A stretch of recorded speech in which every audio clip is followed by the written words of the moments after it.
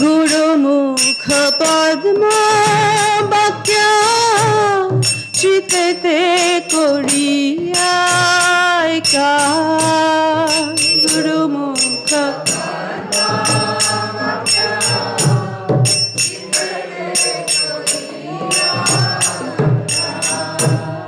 গুরুমুখ পদ্ম বাক্য চিতেতে করিয়ায়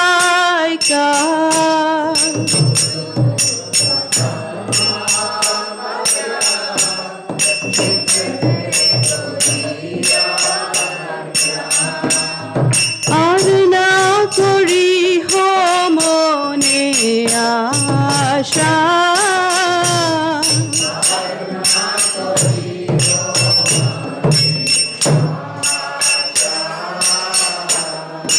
আর না করি মনে আশা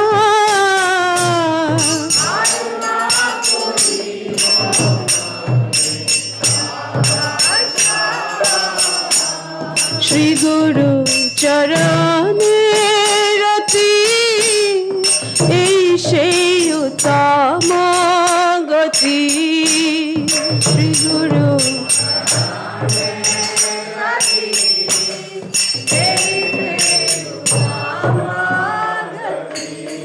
শ্রী গুরু চরণে রতি এই সেই উত্তম গতি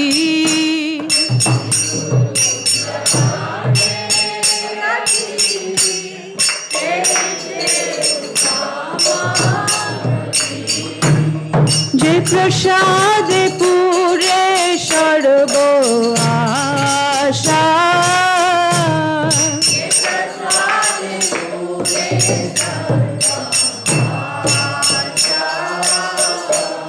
যে প্রসাদে পুরে সর্ব আশা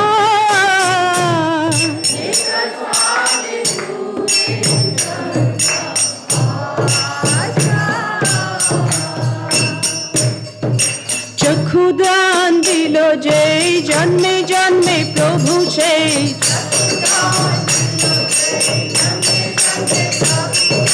চক্ষুদান দিল যেই জন্মে জন্মে প্রভু সেই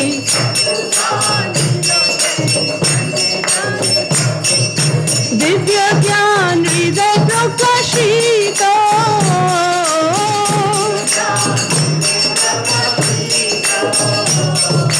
দিব্য জ্ঞান হৃদয় প্রকাশিত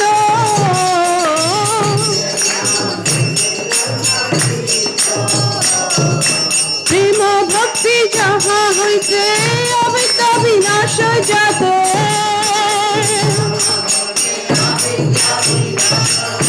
প্রেম ভক্তি যাহা হইতে অবিদ্য বিনাশ জাত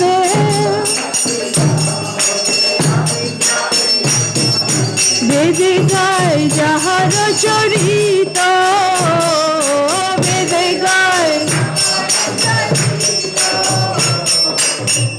গুরু করুণা সিন্ধু ধম জানার বন্ধু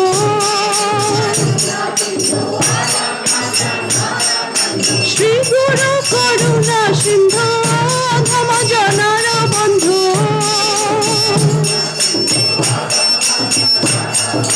লোকনাথ লোকের জীবন লোকনাথ লোকনাথ লোকের জীবন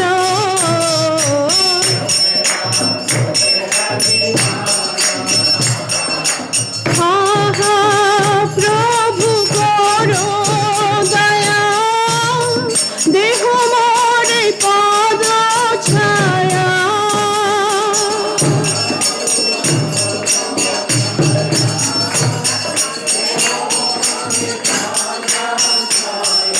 মহাপ্রভু করো দয়া দেহ মোরে পদ ছায়া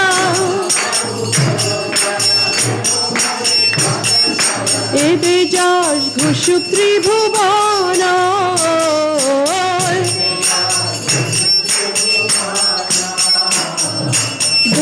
পদে লইল শরণ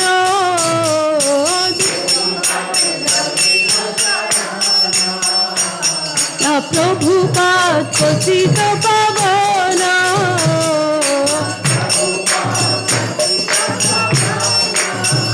শ্রীলা গুরুদেব পতিত পাবন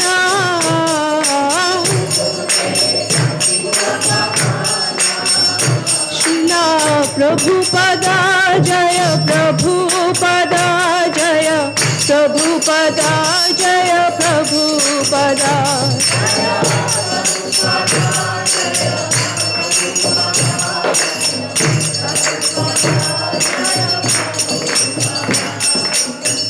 नमो विष्णुपदाय कृष्णपृष्ठाय भूतले श्रीमते भक्तिवेदान्त स्वामी निति नामिने नमो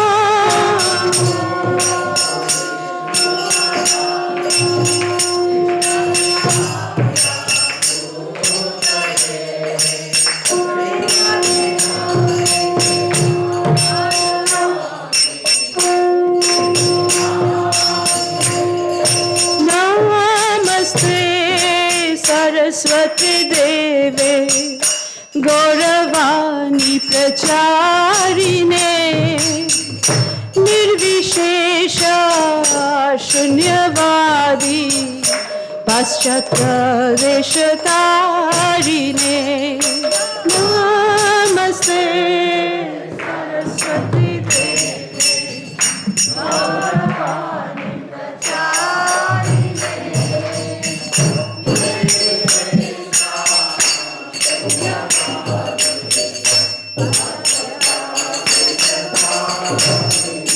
जय श्री कृष्ण चैतन्य प्रभु नित्यानंद श्री अद्वैत गदाधर श्रीवासादि गौर भक्त वृंद जय Shri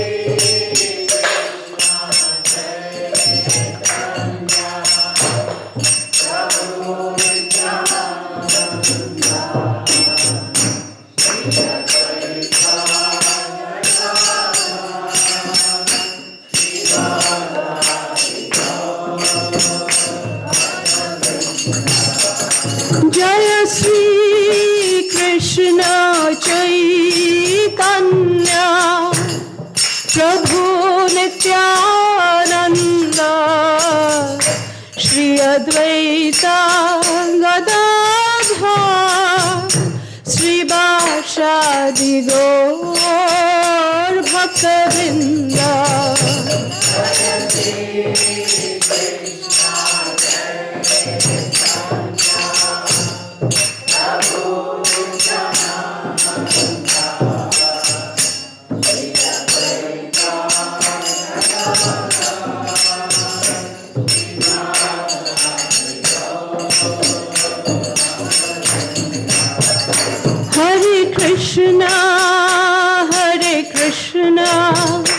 Krishna Krishna Hare Hare Hare Ram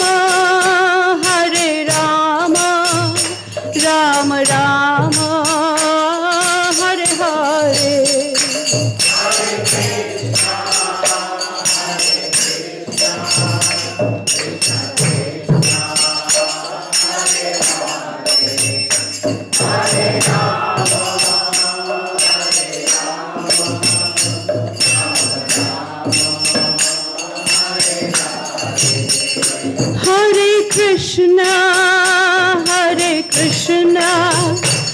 Krishna Krishna Hare Hare Hare Ram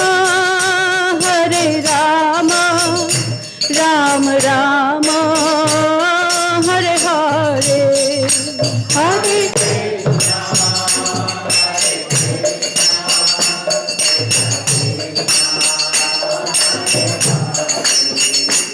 Hare Rama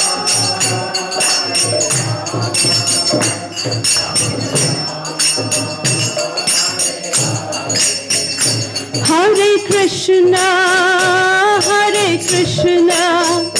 Krishna Krishna, Hare Hare, Hare Rama, Rama Rama, Hare Hare.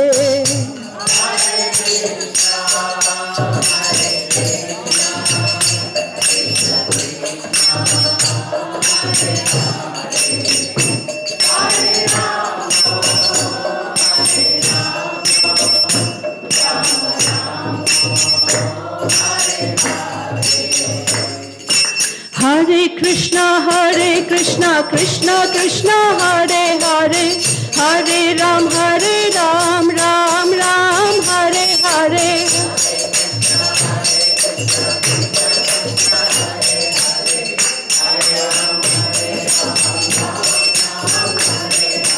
Hare Krishna, Krishna Krishna, Hare Hare, Hare Ram, Ram Ram, Hare Hare.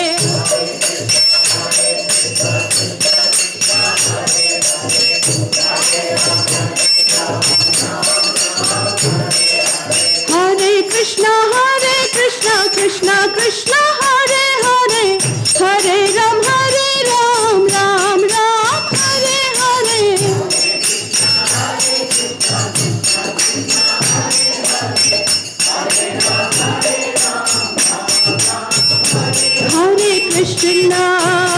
Hare Krishna, Krishna Krishna, Hare Hare, Hare Rama, Rama Rama, Hare Hare.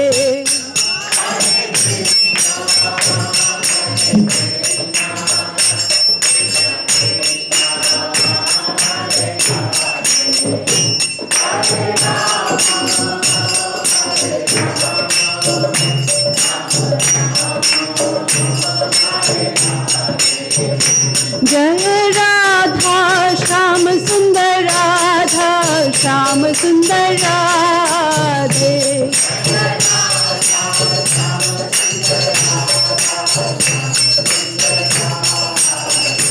Jaya Radha, Madhav Radha, Madhav Radhe.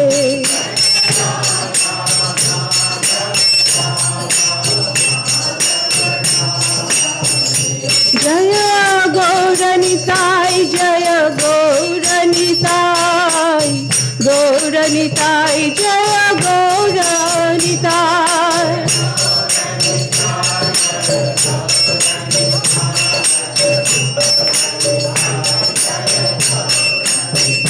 Jaya Jaya Prabhupada, Prabhupada, Prabhupada, Jaya Jaya Prabhupada.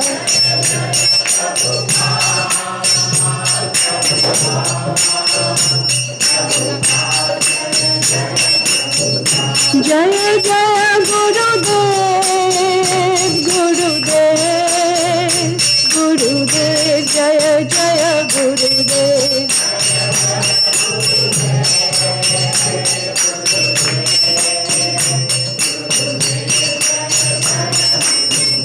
Nitai Gaura Hari Bol, Hari Bol, Hari Bol, Nitai Gaura Hari Bol.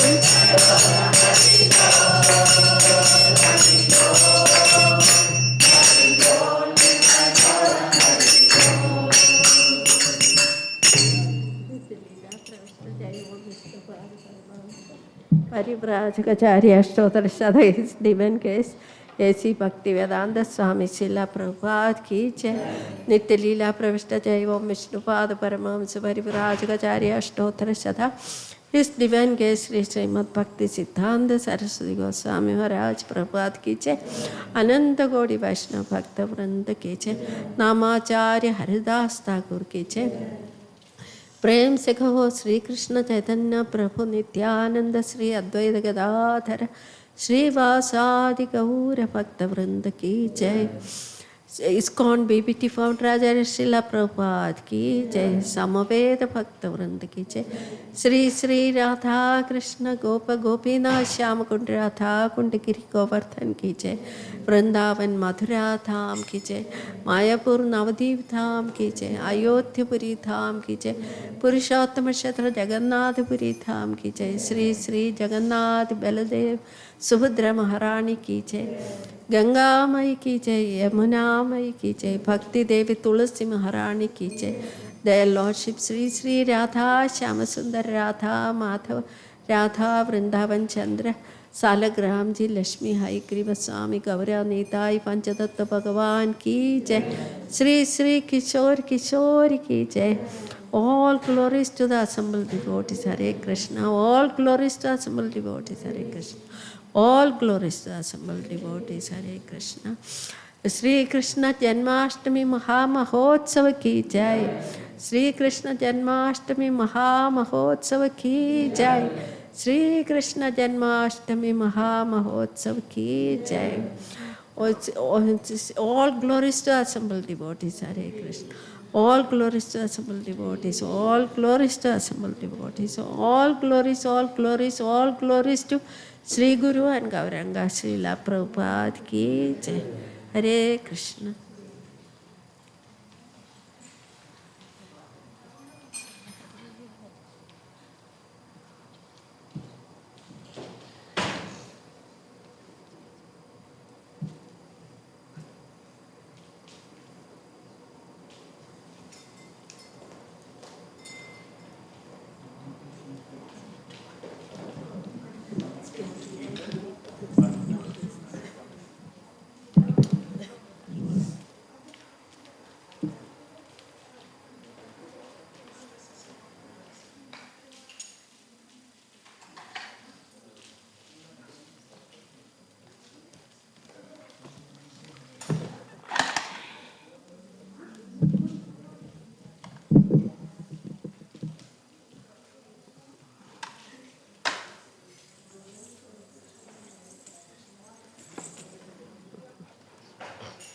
Krishna.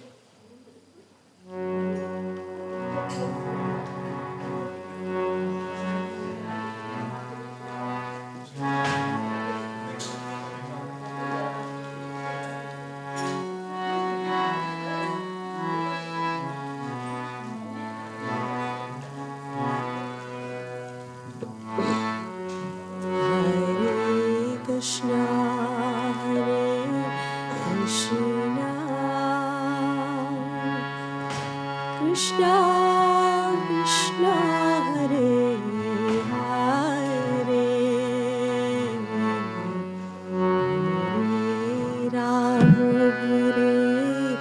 Ram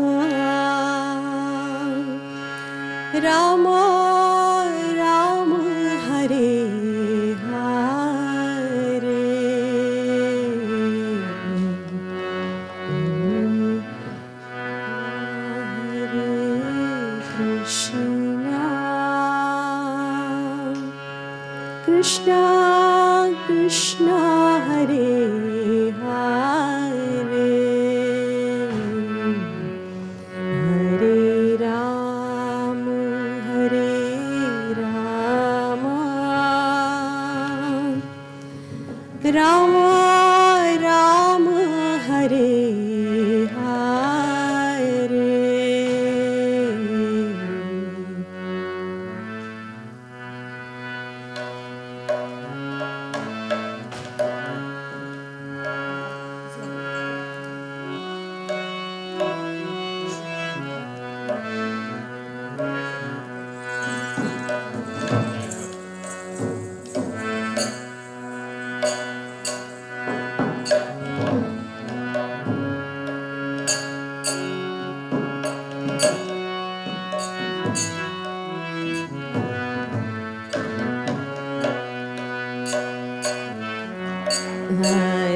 Krishna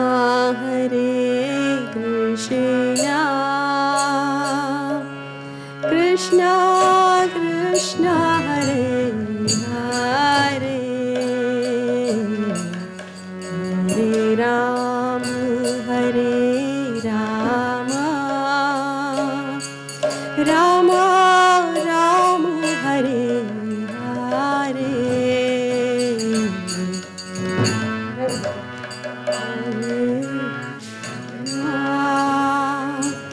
Krishna Krishna Hare Hare Hare Rama Rama Rama Hare Hare Hare Krishna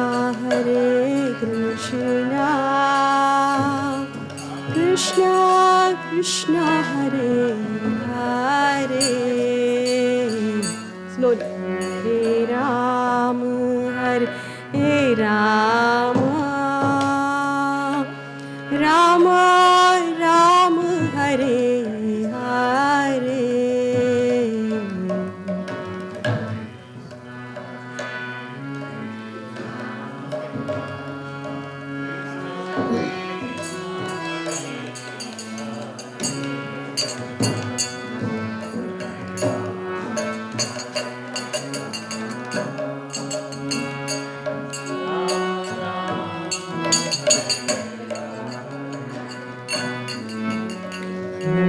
Krishna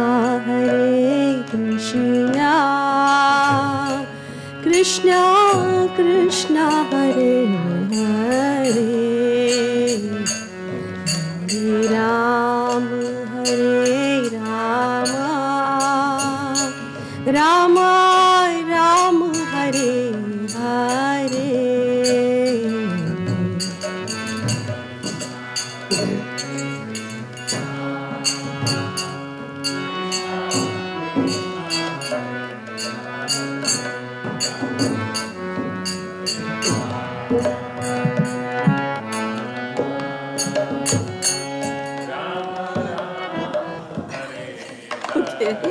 This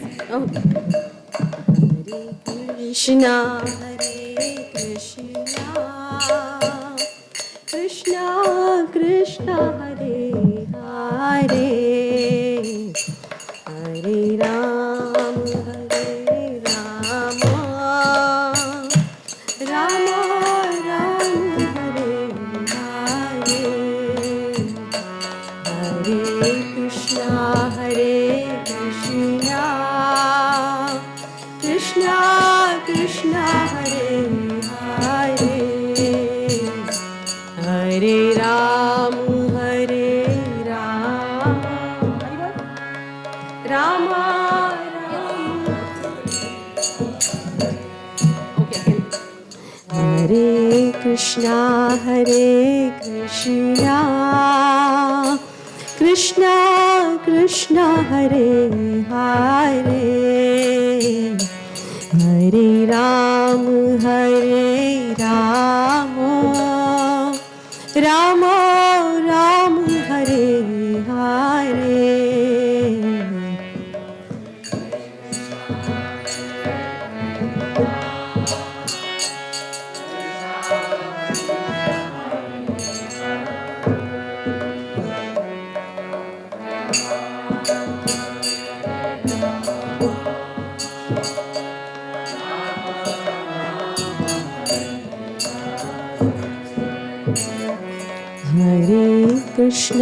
Hare Krishna Krishna Krishna Hare Hare Hare Rama Rama Rama Hare Hare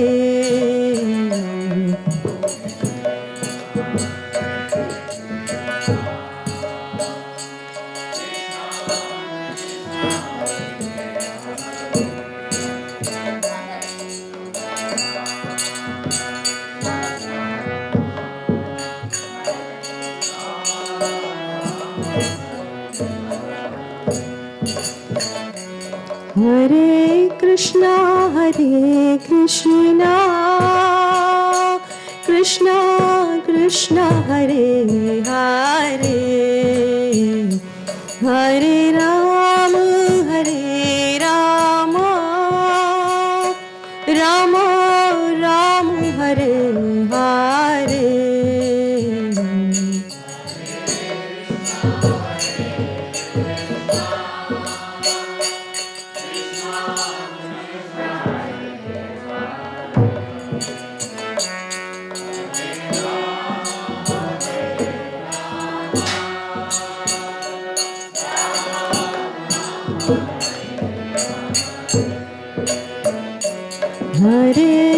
Krishna Hare Krishna Krishna Krishna Hare Hare Hare Rama Rama Rama Hare Hare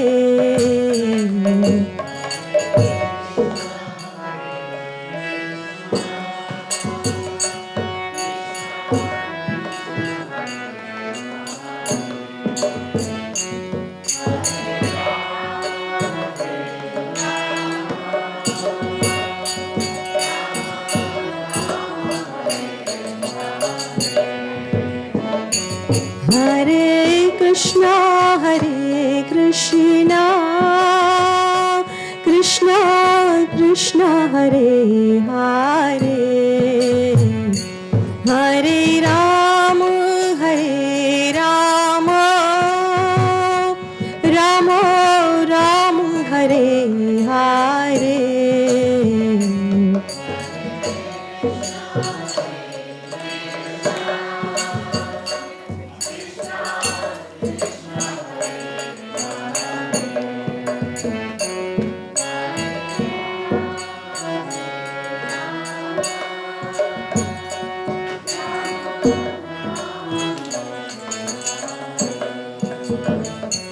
Hare Krishna Krishna Krishna Hare Hare Hare Rama Rama Rama Hare Hare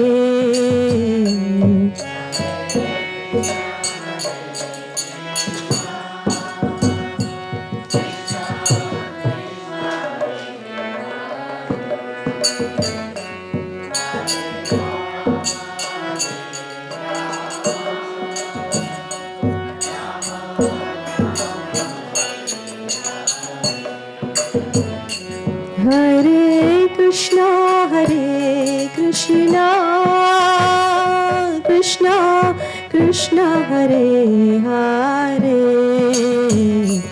Hare Rama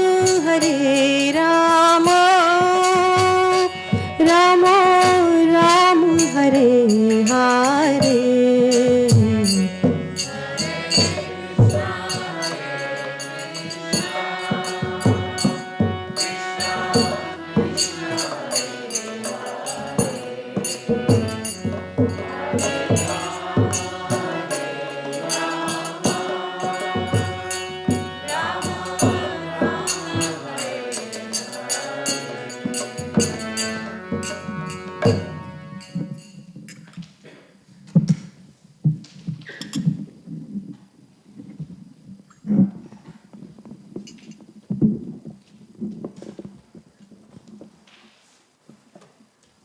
Jaya Radha Madhava Kunja Bihari Jaya Madhava Kunja Jaya Radha Madhava Kunja Bihari Madhava Kunja Bihari Gopi Jana Bhalabha Girivardhari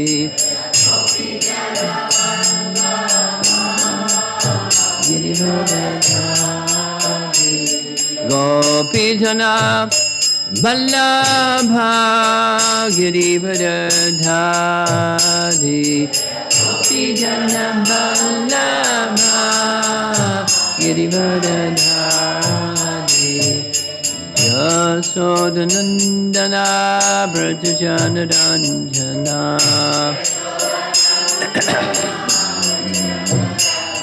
Yasodhanandana Brajajanaranjana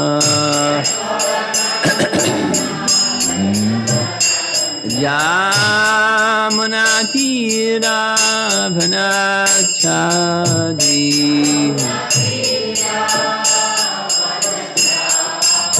Jamunatira Vanachadi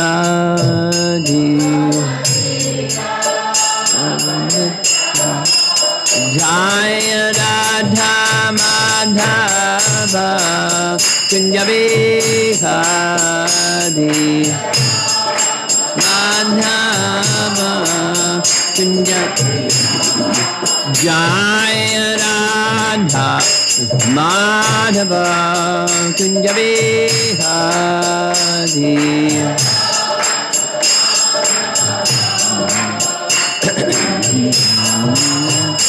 Gopijana Balabha Girivardhari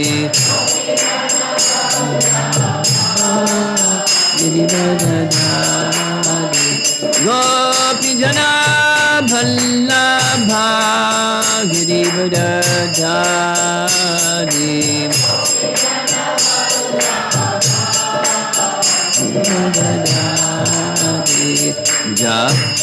Jasodanandana Brajajanarandana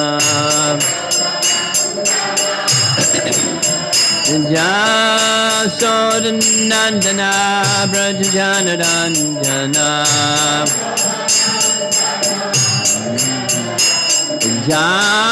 Jamunatira Vanachadi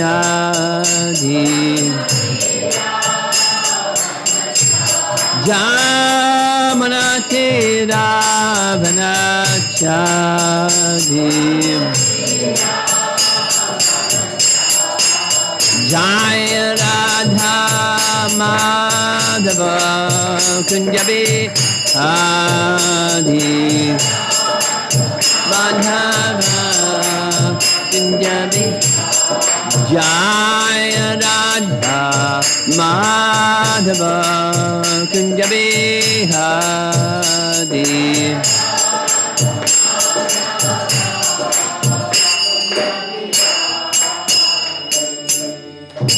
Jaya Vishnupad Paramahamsa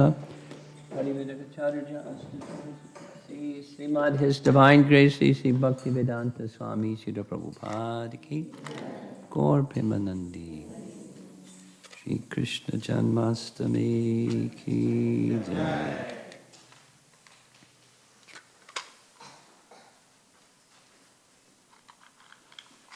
Here we are, Krishna Janmastami.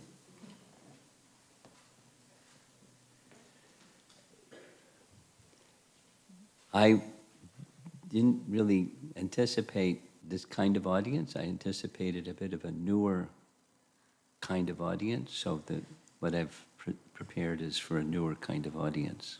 Excuse me, yeah, for a newer kind of audience.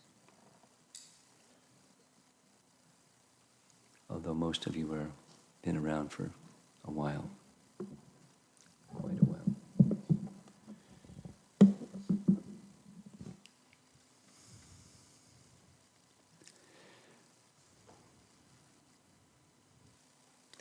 Krishna's appearance is on the Ashtami day of the month of Bhadra,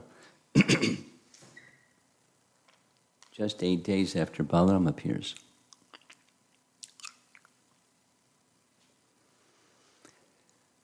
There's a lot of mystery.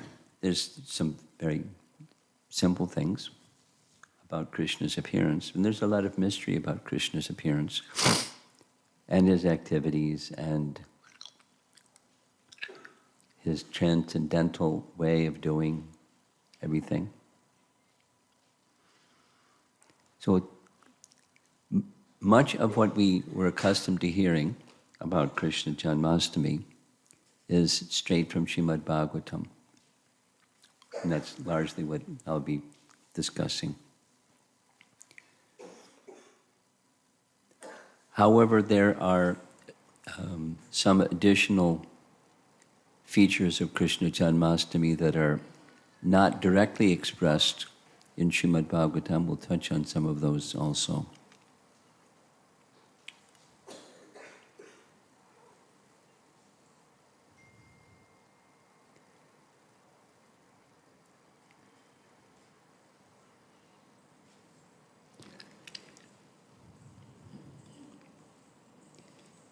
In Canto 10, Chapter 2, we find a set of prayers. They're known as Garbha Stuti, the prayers of the demigods to Krishna within the womb of Devaki.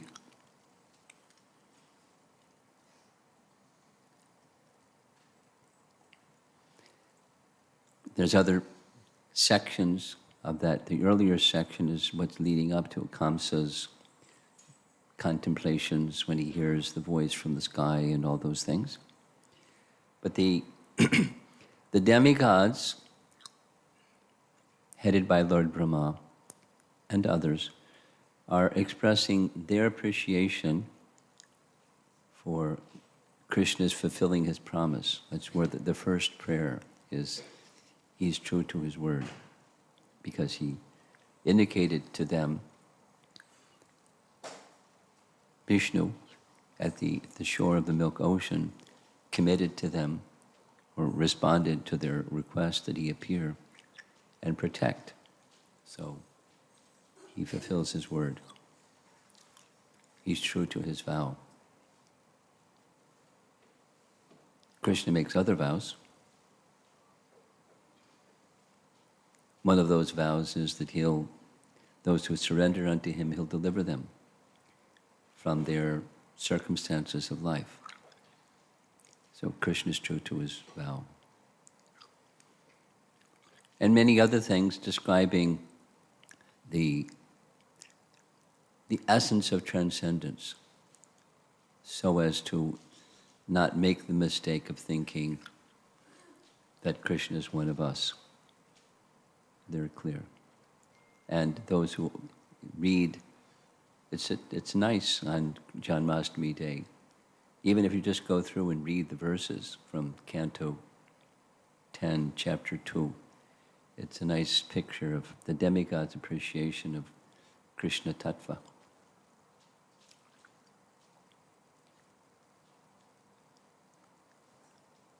So his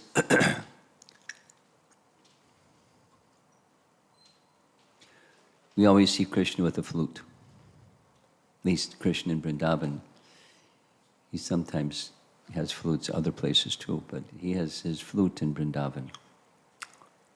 Because in Vrindavan, Krishna appears unlike any other forms of the Lord. The other forms of the Lord that appear traditionally or commonly or universally, it's in a Brahmana family or a Kshatriya family. And unique is Krishna's appearing in a Vaishya family. And there, we know from Bhagavad Gita the three main occupations of a Vaishya: Krishi, Goraksha, Vanijam. Balaram carries the plow. Krishi, agriculture, production of grains. Goraksha, Krishna carries the flute, because with the flute he calls the cows. He does many other things with his flute, but he calls the cows. One of his loving pastimes. With Krishna's flute, he calls the names of the different groups of cows. Their detailed explanation. He climbs up a kadamba tree, plays upon just a Tera Kadamba, very, very close to Nandagram, because from Tera Kadamba you can see up on the hill is Nandagram. So before reaching the Goshal, to make sure all the cows are there, they're eagerly waiting. So it doesn't just make a musical sound, it makes a musical sound. But the musical sound has, according to Krishna's intention, does different things. The sound of Krishna's flute enters the ears of Lord Brahma as Gayatri Mantra. The sound of Krishna's flute, when he calls the gopis, is calling the gopis. When Krishna calls the cows, his flute is calling the names of the groups of cows. And there's a very detailed description of those groups of cows and the names. And when the cows hear their group being called, their ears go up, their tails go up, and they go moo and come running. Because he's the center of their heart's affection. Of course, all the residents in Vrindavan have that center of their heart's affection. But Krishi Goraksha Vanijam, we don't hear so much about the trade and commerce, except for we hear a lot about it when there's discussion between Krishna and the gopis for tax. And they bargain and barter back and forth and back and forth and back and forth. Or when the gopis want some of Krishna's pearls. And there's a very lengthy description. One of the largest parts of Mukta Charita is the bargaining back and forth between the gopis and Krishna for getting some of his pearls back and forth and back and forth. Lots of bartering. Vanijam, vanik, merchant. And it's all of them are simply loving exchanges. That's Krishna's nature. And there's a very beautiful description of Krishna entering Vrindavan, because we'll see some nice paintings and pictures of those paintings. But Krishna was transferred by Vasudeva to Gokul, and there in Gokul with Nanda and Yasoda, long description, brief of that long description. Nanda and Yasoda were very eager for a child. He was the middle son. Nanda Maharaj was the middle son of 5 brothers. And the eldest, by tradition, the eldest brother would become king. When it was time for the kingship of Parjanya, their father, to pass on the kingship to the eldest son, Upananda deferred to Nanda, the middle son. He's superlative. And Nanda accepted the honor. So Nanda became the king of the cowherd community. And he and Yasoda were hoping to have a son. It's a long description, which maybe I should do it. It's not in the Bhagavatam, but there's a very wonderful description. I've just been twice listening. Mukunda was attending the class given by Hari Parshad Prabhu, where he was discussing the Gopal Champu and that description of, that's not in the Bhagavatam, of Mother Yasoda and Nanda wishing to have a son, and the whole procedure that they underwent. Very similar, different, but similar to Maharaj Ambarish undergoing a Ekadasi fast or austerity for 1 year. So they did a Dwadasi. This is a long description. Putra Kameshti Yagya, that many things were done, no son. The description, this is for the people that have been around a while class. I wouldn't, this is just shifting the gears here.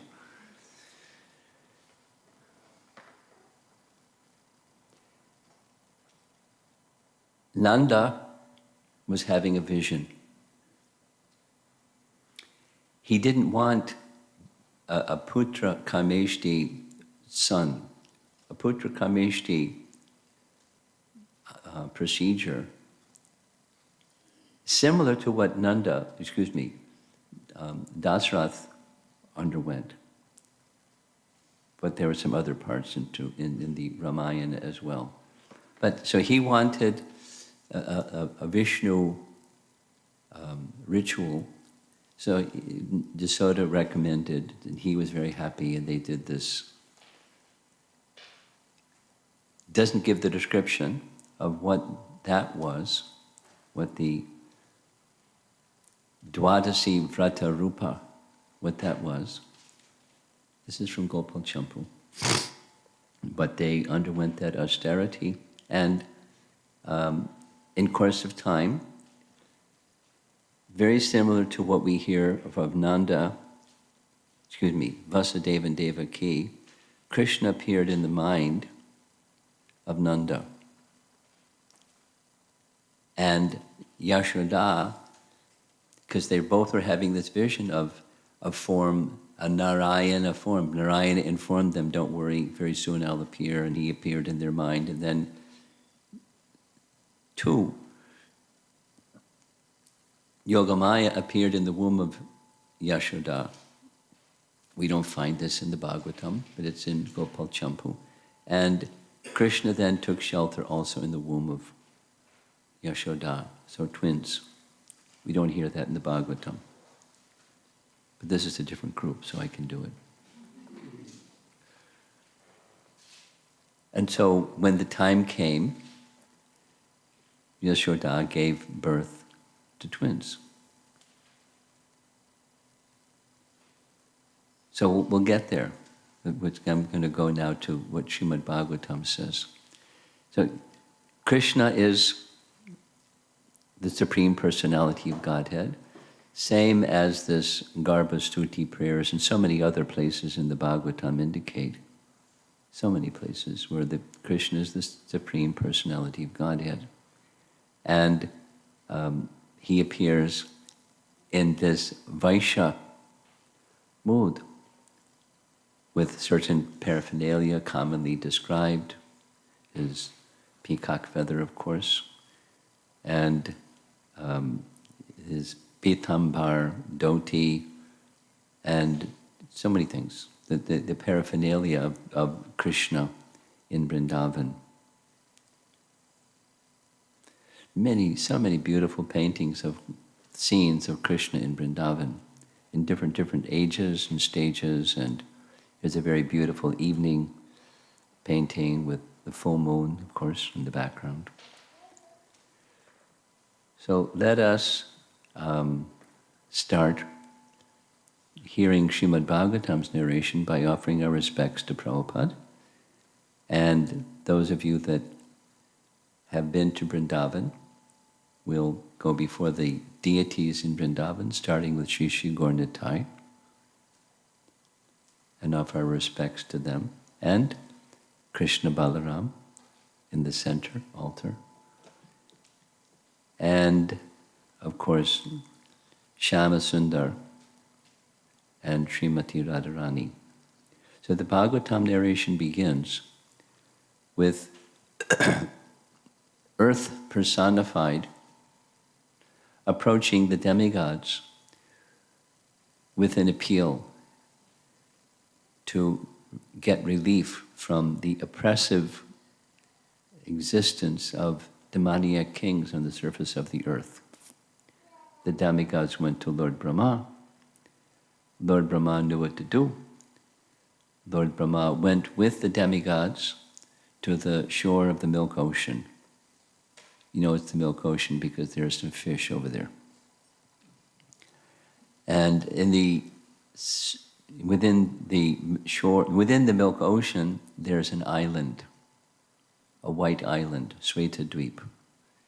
There we see the goddess Lakshmi at the lotus feet of Kshirodakshaya Vishnu and some of their paraphernalia as well. And there's Garuda by Krishna's side. And on the right there's Brahma, there's Mother Earth in the form of the cow, and various devas.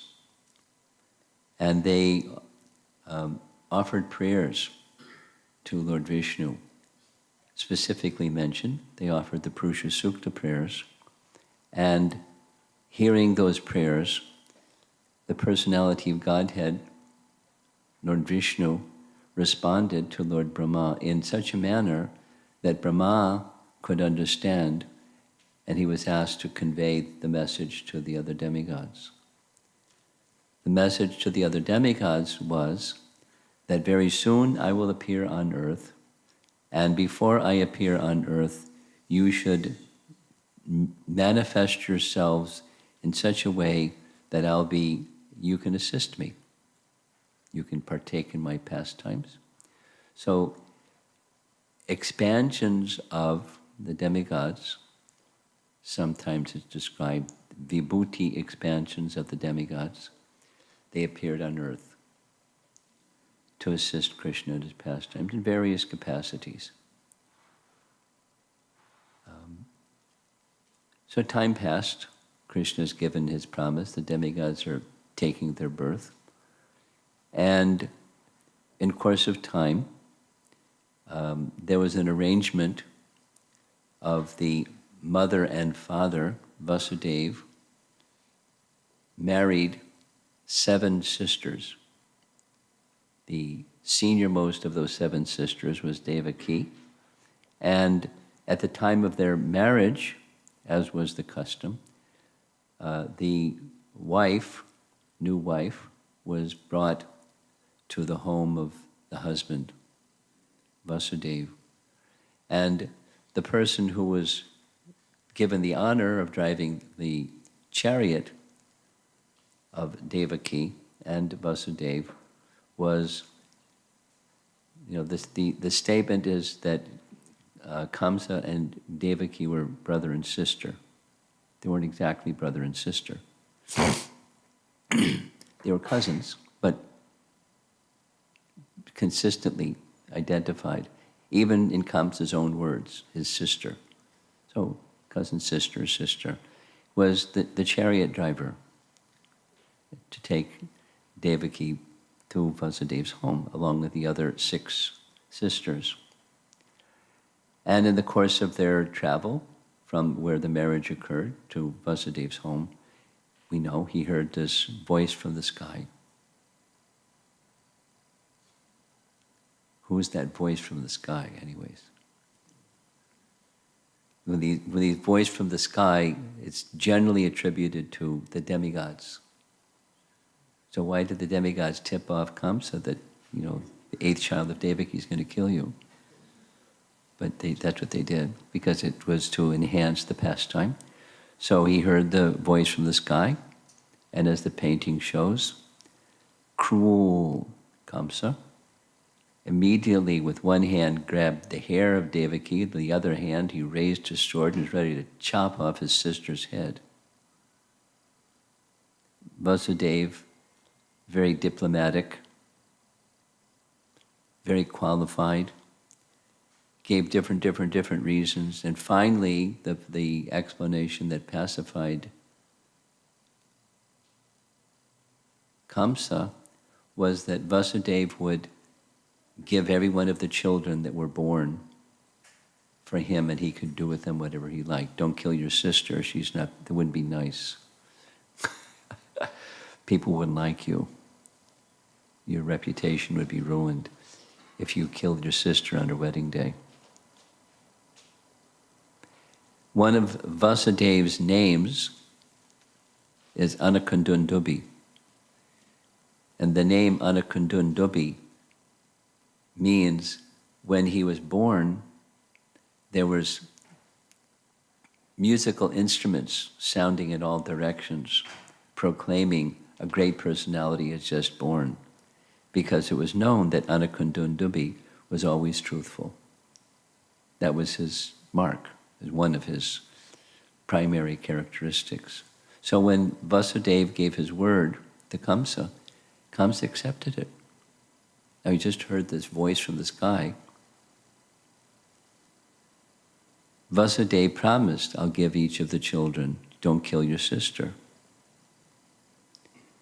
So, although he's wicked, and certainly would have taken care of the whole problem if he had killed his sister, he wouldn't have had any children, but he spared her.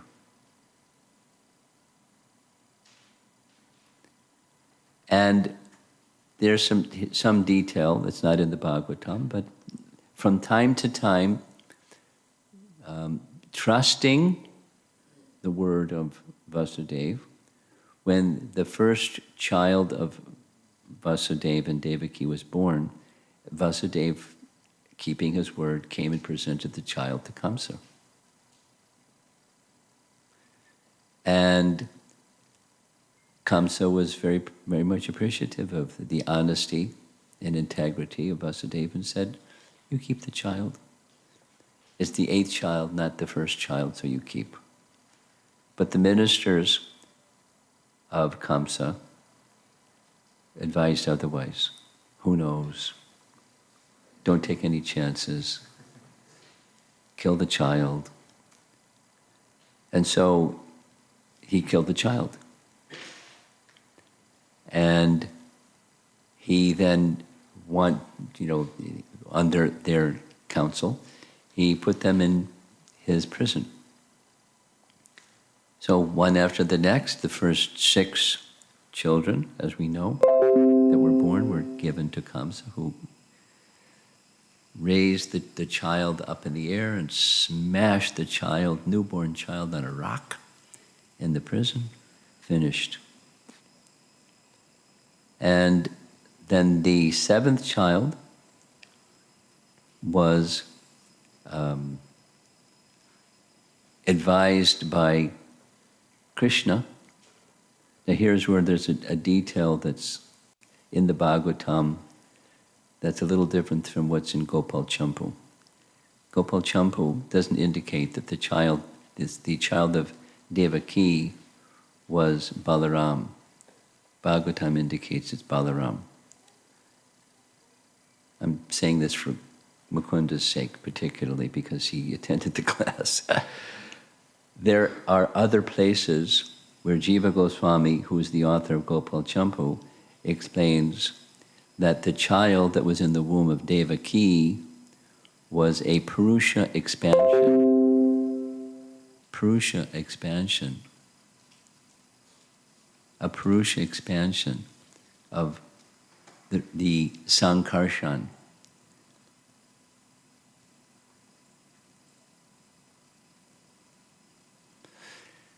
Krishna called Yogamaya, "Please transfer this child to the womb of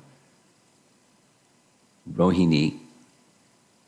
There's some details, I won't go into it because of Krishna Janmastami, not Balaram Purnima. And then after you do that, you'll take birth. After you do that, you'll take birth from the womb of Yashoda. And after that, I'll also take birth here as the son of Vasudeva and Devaki, and I'll arrange for Vasudeva to switch us. So this is before Balaram is transferred and before Krishna appears. So Krishna appeared in the womb of Devaki. It's a pretty nice prison house, look at that. And there's the demigods offering their prayers, Garbhastuti. And fantastic prayers, I'll say it again. If you have time today, please just read the verses. I mean, you can read more than the verses, but read the verses of Canto 10, Chapter 2. And the same as in Krishna book, Chapter 2, either or both. Read with your children the Krishna book or something like that, but the verses are very nice. And so the demigods are offering their prayers before Krishna appears, knowing that Krishna has kept his word. He's going to appear shortly. And sure enough, Krishna appeared in due course of time on the Ashtami day of this month. And then they, first Vasudeva, then Devaki, they offered their prayers to Vasudeva Krishna. Vasudeva Krishna. And along with their prayers to Vasudeva Krishna, Devaki made a very motherly request. When Krishna comes to know that you've appeared, he'll come and try to kill you. So could you assume a childlike form, and then maybe we can hide you?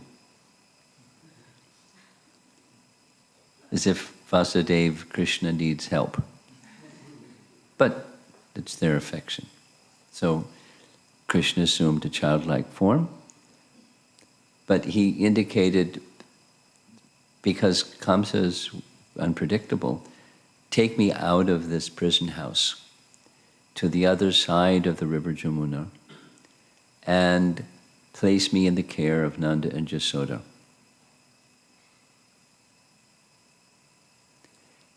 Because Vasudeva had this, they were cousins, you can say, like brothers, but they were cousins, Nanda and Vasudeva, like brothers, cousins, but like brothers. And so there's mutual respect. So as Vasudeva had already sent Rohini,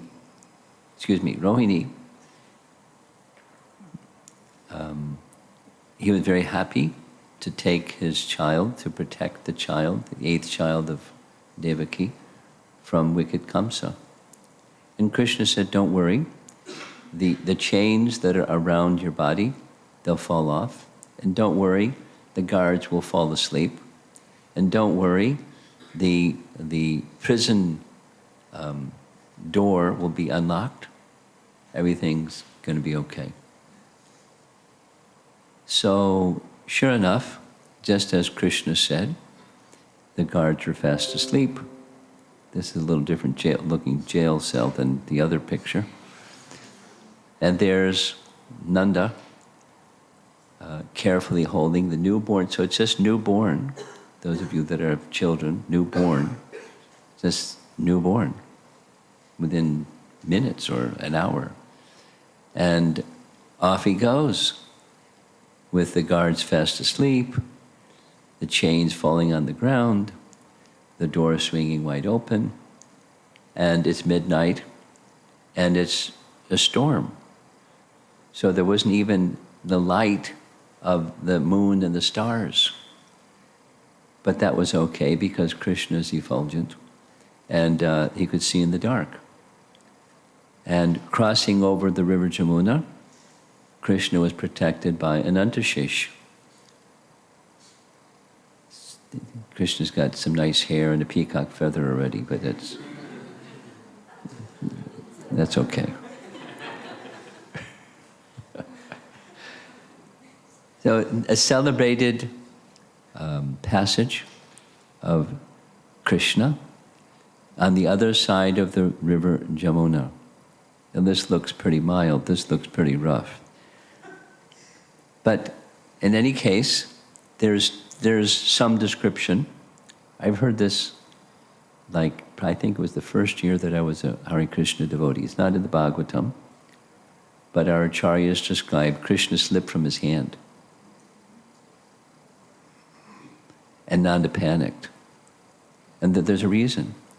Because Vasudeva Krishna, this is the explanation that I've heard. I didn't read it anywhere, I just heard it so many times. Vasudeva Krishna remained in in Mathura, and Swami Bhagavan Krishna took his place. No, that's not really supported anywhere, but it's a nice story. Because Krishna never leaves Vrindavan.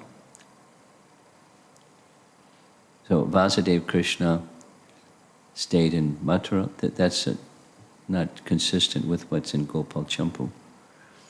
So as they crossed to the other side, Gokul is on the eastern side of the river Jamuna, and Vrindavana is on the western side of the river Jamuna.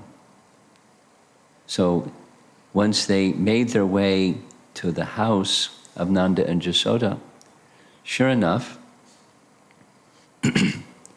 there was a female child Now, the Bhagavatam speaks of the female child being Yogamaya, and without saying anything to his dear friend Nanda and Yashoda, she was asleep, and he just switched children. He took the female child and left the male child, so that Nanda and Yashoda would be considered, Prabhupada often called, the foster parents. That's the Bhagavatam version. The Gopal Champu version is that Swayam Bhagavan Krishna was the child born of Yashoda. And when the Vasudeva Krishna was brought, that Vasudeva Krishna merged with the body of Swayam Bhagavan Krishna. That's the Gopal Champu explanation, which is very sweet. So there's Vasudeva leaving with the female child. He's leaving by Yashoda's side, the male child, and taking the female child. There we see there's the female child by the side of Yashoda, and there's the male child, Krishna. So he takes the female child back, and sure enough, he gets across the river Jamuna safely. He gets back into the prison house of Kamsa. The door closes, and Kamsa hears the 8th child of Devaki's been born. So he comes rushing to kill the 8th child, and Devaki pleads with Kamsa, please. Cruel Kamsa doesn't pay heed. And as was the Leela planned, he tries to kill, because Krishna said to Yogamaya, Kamsa will try to kill you, don't worry. He gave her a service assignment. Transfer Balaram, take birth at the womb of Mother Jasoda. I'm going to arrange for a switch. You'll be brought back to the prison house of Kamsa, and I'll go stay with Yasoda and Nanda. And Kamsa's going to come and try to kill you, but he can't kill you, because you're my Yogamaya, so no worries. And after that, your next service is you can be known throughout the land as Durga, which is a very important understanding. Very important understanding. Who is Durga? She's the expansion or the reflection, the shadow reflection of Yogamaya. But it's one entity seen this way or that way.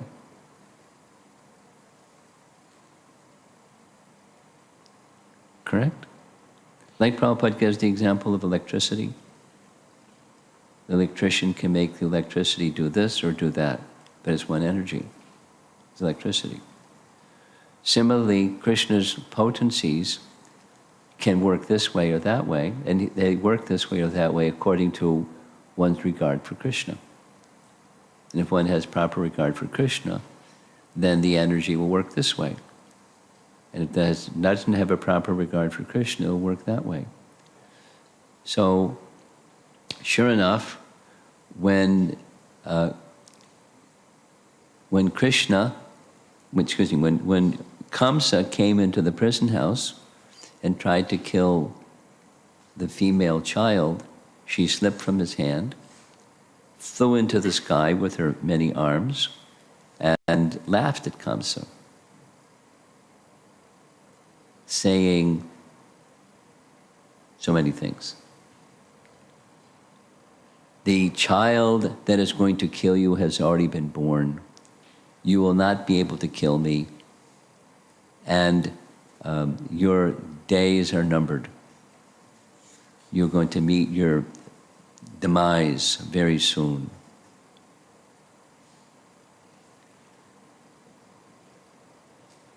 She gave some other details. And Kamsa felt really bad. I mean, he normally doesn't feel bad about anything. But he felt really badly, so he went and apologized to his sister. Gee, I'm sorry.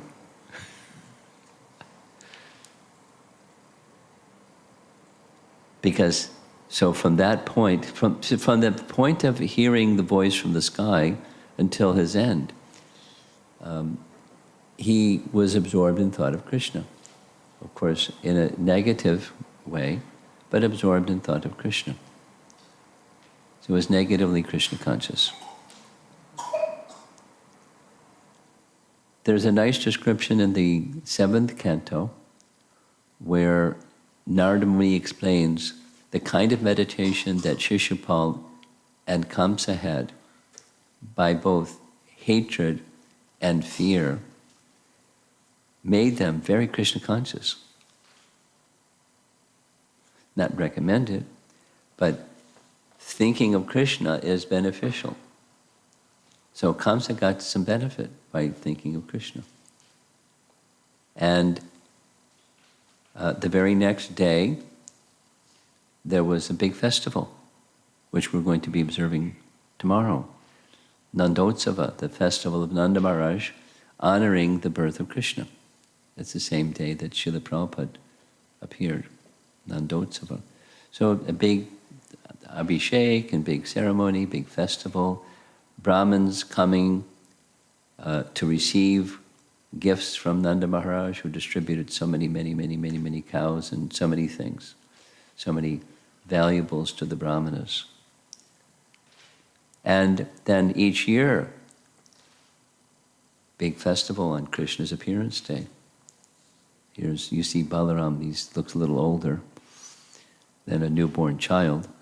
And there's Krishna a little bit older than a newborn child, but they're abhishek, as we'll be doing for our deities all around ISKCON on Krishna Janmastami.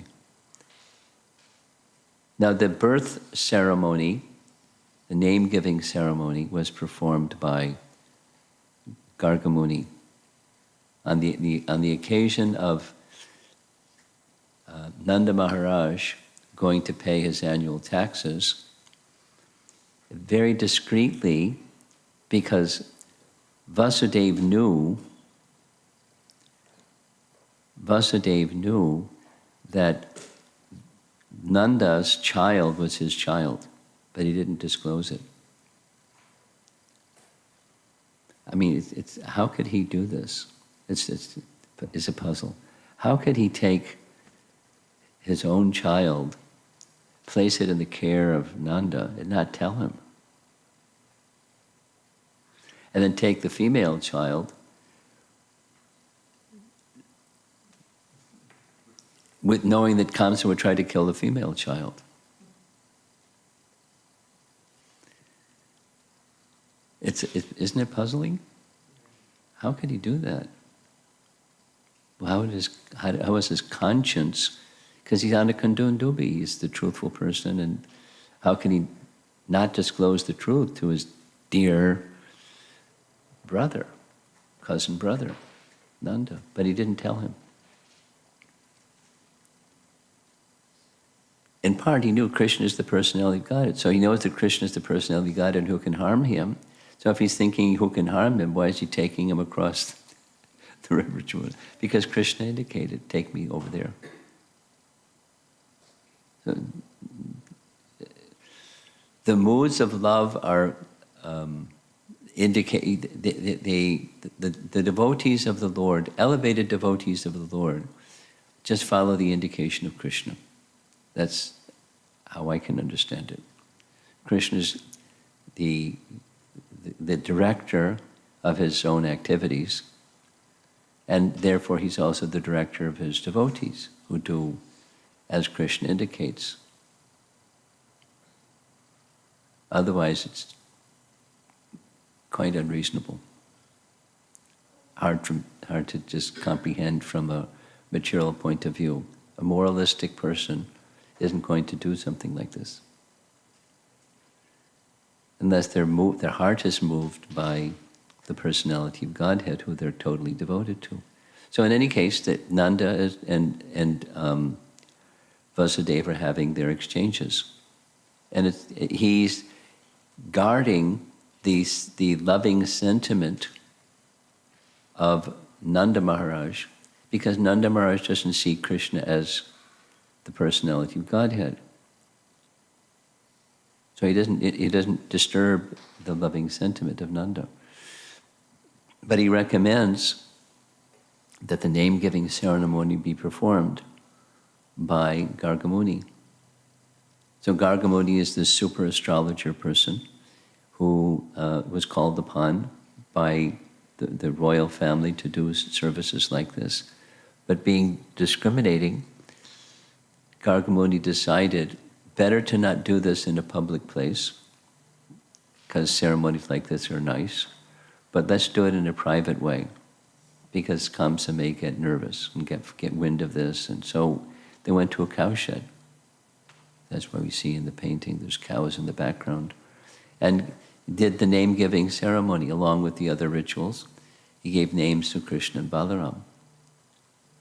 And now there's Nanda, and you see in the background there's Yashoda, and there's Rohini.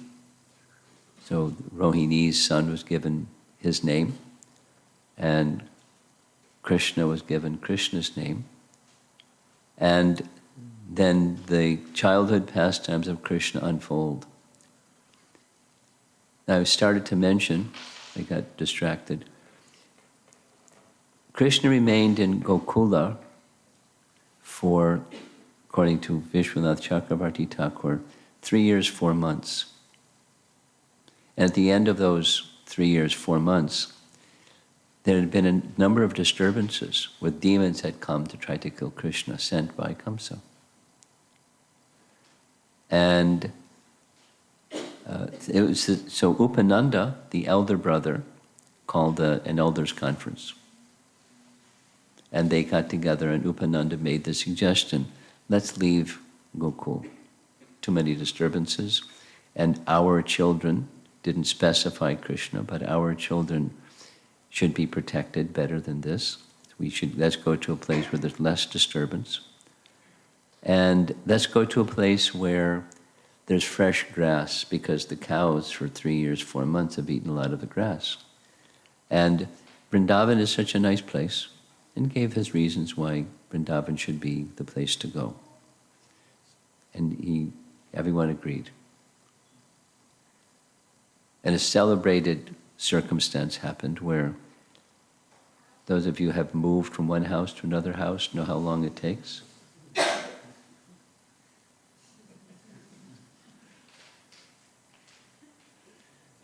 One day, all their household paraphernalia, everything, were put into bullock carts, and they crossed the river Jamuna in one day.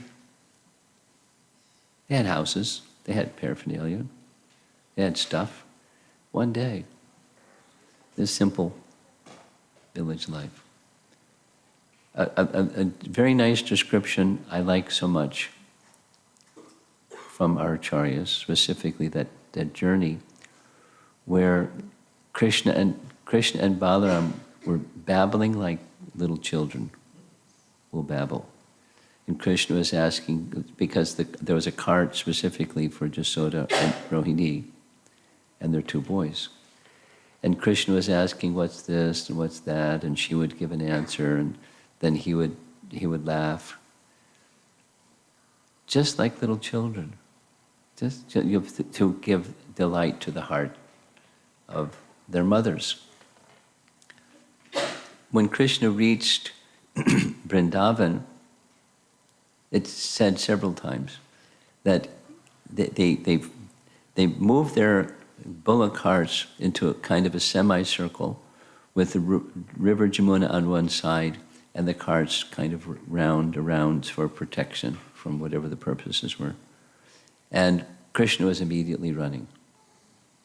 3 or 4 month old boy running here and there. And he particularly was transcendently ecstatic to be in Vrindavan, because this is his eternal spiritual home. specifically mentioned three things: the forest of Vrindavan, the bank of the river Jamuna, and Govardhan. Because Govardhan was part of that territory where they had moved to. Now, when he is 3 years, 4 months, he didn't right away go to Govardhan because it's quite some distance from where they were. But very quickly, he took interest in herding the cows. So he went with his father, and Balaram went with his father, Nanda Maharaj, when the men would go take care of the cows during the course of the day. And very quickly, the cowherd men noticed the cows wouldn't follow them. They were just following Krishna and Balaram. And Krishna and Balaram were asking again and again, we want to take care of the cows, we want to take care of the cows, we want to take care of the cows. Just a natural, and the cows had natural affection for them. So that the elders recognized we have to yield, although they're very small. So then there's details, but the concession was made. You can take care of the calves. And so immediately there's the range of activities of Krishna and Balaram moved in the direction of cows and the calves. And they loved him, and he loved them, and that was his life. Again, Brahmana, Kshatriya, and Vaishya, but this is Krishna's home. And although by material calculation, very young, it's his eternal occupation, his eternal position. And he's conforming in his activities as a small child, like small children would do. There's many playful examples of Krishna's early childhood pastimes. So many nice descriptions in the Bhagavatam and elsewhere. But he is giving the opportunity for Nanda and Yashoda to reciprocate their parental affection, and giving the opportunity for the cows and the calves to reciprocate their natural affection, and Mother Yashoda being very, very happy to decorate Krishna every day, just like we decorate deities. She didn't have a deity, she had Krishna to decorate and bathe and dress and so forth. And just because of time, yeah. The loving exchanges between Krishna and Balaram from the very beginning, Krishna book and our Acharya's commentaries describe in detail.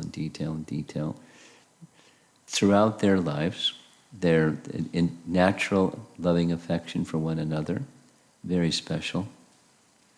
I mean, they're exchanging food, but look at their eyes. They're just gazing into each other's eyes with such loving affection. And then the whole of the pastimes of Vrindavan unfold. And eventually, Krishna reaches a certain age where the loving attraction between Radha and Krishna begin. There's a Brahma Vaivarta Purana gives this description of a marriage. It's a nice painting here, where Lord Brahma is performing the wedding ceremony for Radha and Krishna. Another nice painting I should put in here from the Manashiksha, where it's described that the circumstance was Nanda was herding the cows, and Krishna was with him, and all of a sudden a big storm, and so much torrential rain, it started flooding, and Nanda was in anxiety. He had to take care of the cows and what to do about Krishna. So lo and behold, Radharani came along. And Nanda decided, Radharani's trustworthy, I'll send the two together. They'll go back to Nandagram, and I'll take care of the cows during this rainstorm. So that was the cue for Krishna and Radharani to grow in stature. A voice from the sky arranged for this wedding, and a full paraphernalia of a fancy wedding. Radha and Krishna were married. Brahma Vaivarta Purana. It's not described in Bhagavatam. And in Gopal Champu, there's another detailed description of the marriage of Radha and Krishna. And not only the marriage of Radha and Krishna, marriage of Krishna with so many gopis. Very elaborate description, very elaborate description. Quite different than we find in the Bhagavatam. So, this is a quick little glimpse at the appearance of Krishna, and of course, from his appearance, his activities in Vrindavan. According to Vishwanath Chakravarti Thakur, Krishna remained in Vrindavan for 10 years, 8 months. He was 11, around 11, when he received his Upanayana from Gargamuni. So there's so much packed into Krishna's pastimes in Vrindavan, how volumes and volumes and volumes of writing and descriptions, just even chapters from the Bhagavatam, because they're so glorious.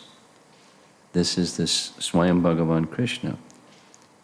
And then he leaves, or at least apparently leaves, and his Vasudev Krishna makes his appearance again in Mathura, and then from there to Dwarka, and then from there to his departure. So Krishna's pastimes, Krishna's appearance and his pastimes are fully transcendental. And it's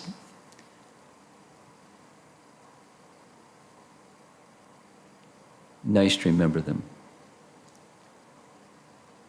And if you have opportunity, read together some nice descriptions that you like in the course of the day. Of course, many will have so many activities going on out here and so forth. But take some time and hear together Krishna's loving pastimes, particularly his loving pastimes in Vrindavan.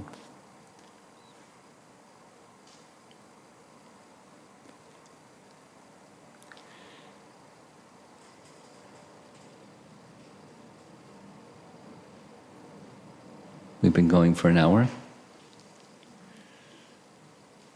Let's see if there's some discussion. A little Krishna Katha on Krishna Janmastami.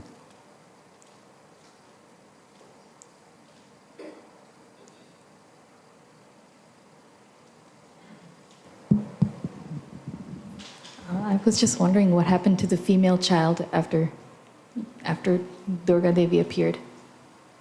What happened to the female child? She went, according to the Bhagavatam, she went to different places in the land and became known by those different names in different parts of, you could say, India.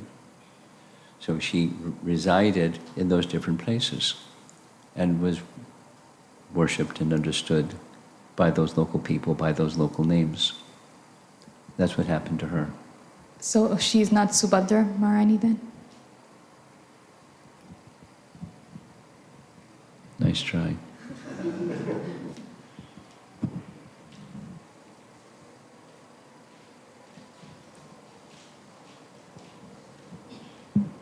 Hare Krishna Maharaj. So with this emphasis in Gopal Champu about Yashoda and Nanda Maharaj being the real parents Yes. of our worshipable Krishna, I guess the effect that kind of comes from that is, in my mind, it creates a hierarchy as if Yashoda and Nanda are above Devaki and Vasudev in some way. Yes. I was curious if you could comment on that. Yes. Yes. Well, the question you asked during Hari Parshad Prabhu's class is you're asking the same question in a different way. The question you asked, I don't know if you remember, the question you asked was, we have Vasudeva Krishna and Swami Bhagavan Krishna, or Yasoda Nandana Krishna. How are they different and similar? And the answer that Hari Parshad immediately gave was from Bhakti Rasamrita Sindhu, where has two parts. By Siddhanta they're the same, by Rasa they're different. Remember that? Now it's coming to your memory. So I don't remember the Sanskrit, but so they're by Siddhanta they're the same. By scripture, Siddhanta they're the same. They're non-different. The difference, I mean, he didn't elaborate. There's other ways of describing differences. Another Rupa Goswami difference is the Krishna in Vrindavan has 4 unique features that Krishna not in Vrindavan doesn't have. So there's a difference. But so therefore, hierarchy. There's more complete in the manifestation of. So in that understanding of hierarchy, it's not to say that Vasudeva Krishna doesn't have the fullness of Krishna. He doesn't exhibit the fullness of Krishna. And Krishna exhibits the fullness, and thus rasa, or the stimulations of love through those 4 special things.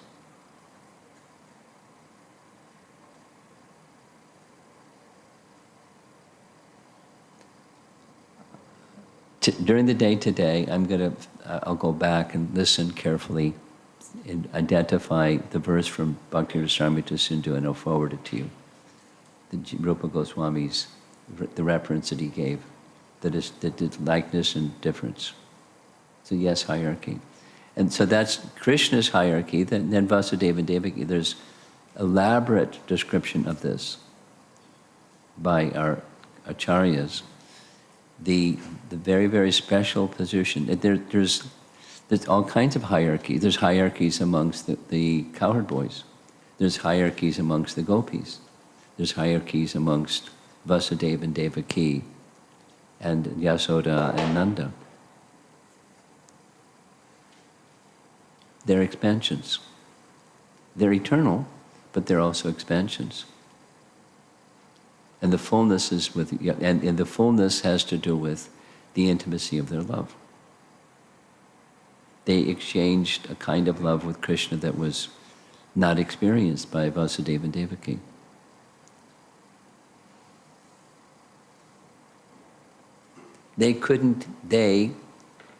Yasoda and Nanda, could not relate to Krishna as the Supreme, whereas Vasudeva and Devaki did. So that's fine, one might say, but there's an intimacy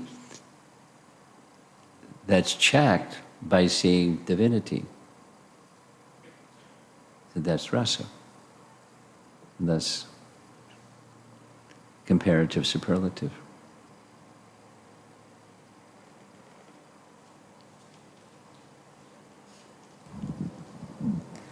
There are 2 questions from Shri Radhika Mataji. This is not related to your class. Oh. Couple questions arose in my mind while chanting this morning. First question, Krishna can take any form he likes. Do any of our acharyas describe the form of Nama Prabhu? Of? Nama Prabhu, as it was revealed to them. Non-different than the form of Krishna. That's the form. But the question itself is as if there's this form and then there's that form, but they're not different. With the sound, Krishna, and the name, and the Swarup Krishna, they're not different. So that's the description. And to think otherwise as if it's something that's different, but they're not different. I didn't complete the question, Guru Maharaj. I've heard about the tips of the toes of Nama Prabhu's lotus feet, but is there a description of the rest of the form? Second question. This is a very basic question. We are recommended to not cross over the Krishna bead while chanting, but to swing our beads around when chanting the next round. Why is this?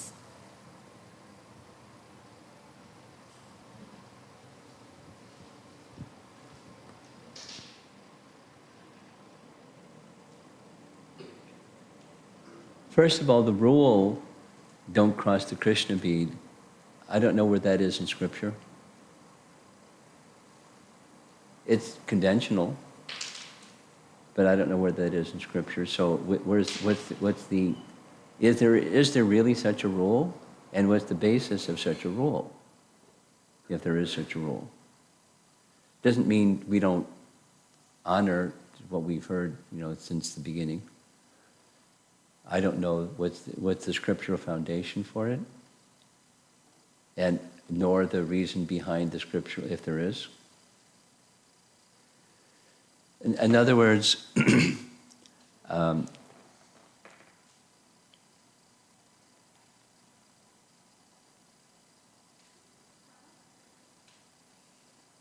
I've heard enough from, I'll say his name, Hridayananda Maharaj, that there are many myths in the Hare Krishna movement, and where's this myth come? Where's the basis of this myth? I presented a question. I've heard that from him many times, but I presented a question. Let me see if I can remember the question.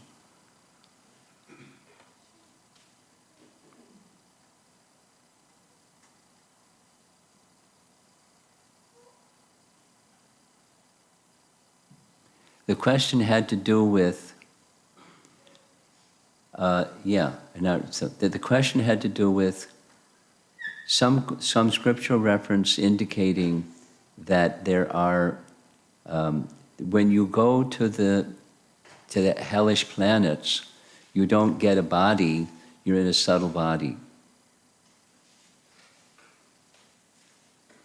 So he raised the question, what's the basis of that anyways? I mean, what's the basis for it?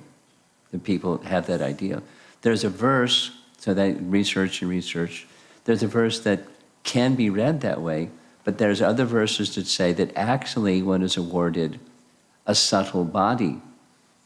One is awarded as if a body that can withstand pain and continue to live even its unbearable pain, it's deadly pain.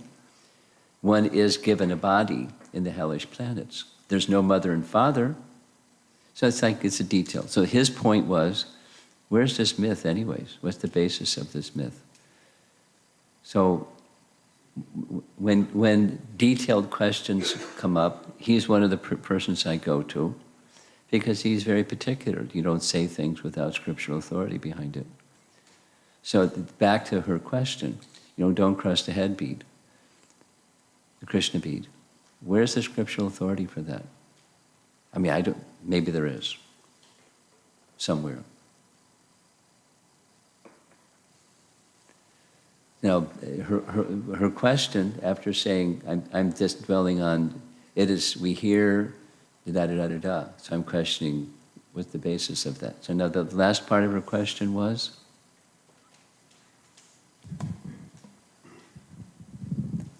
Why do we do this? Not cross?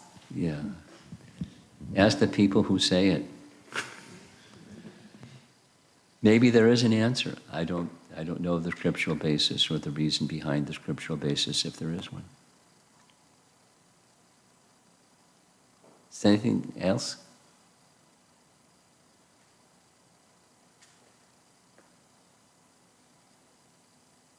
Yes? Hare Krishna, Guru Maharaj. Recently, one of my relatives, she took the Krishna 4-volume book. Krishna 4-volume book. Krishna, which? 4-volume The Children's format. yeah, yeah. Is that Arudha's book? It's BBT. BBT. Okay. A BBT production of a children's Krishna book. Yeah. Okay. So she asked me a question like, if Krishna has a loving relationship with Radha, then why he married Rukmini? So she's new, she's reading the book now. So I don't know what to answer for that. So that's what she Well, asked. a real simple one is, it's pastime.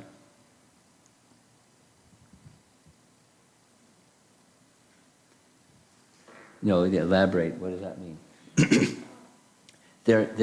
Within loving relations, there's variety. So one of those varieties of loving relations is marriage. Another variety of loving relationship is love not in marriage. And there are pastimes in Vrindavan where Yogamaya, represented by Purnamasi, forbid. There were suggestions, and she would cancel out the suggestions. So there was no marriage because it was it would enhance the love outside of marriage. That's, by moral code, that's a no-no. And by transcendental code, it's not a no-no, because they are, in fact, eternally related. Shakti and Shaktiman. She's the Ladini potency of Krishna. And Krishna's Chit Shakti. She's the Ladini potency portion.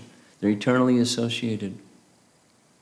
So it's a particular type of love, and over there is another type of love within the totality of conjugal love. And because within Krishna is everything. Now, I don't know if a new person's going to understand all that, but take a look at the big picture of loving relations.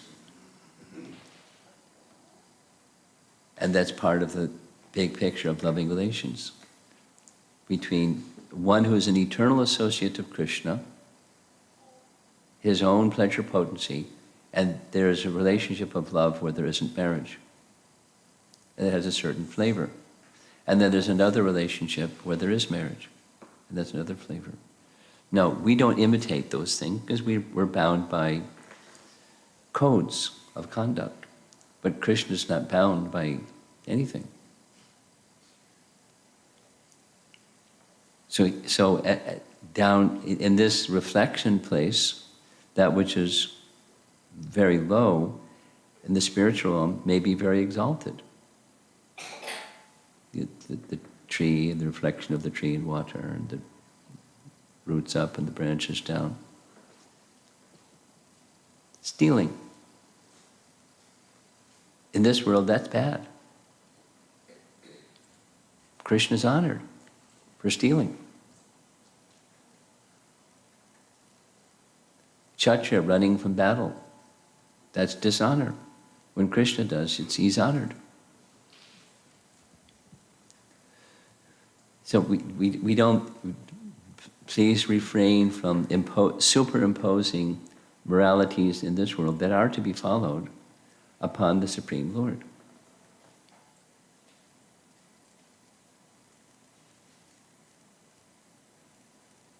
Again, so try to your friend, try to understand the nature of transcendence.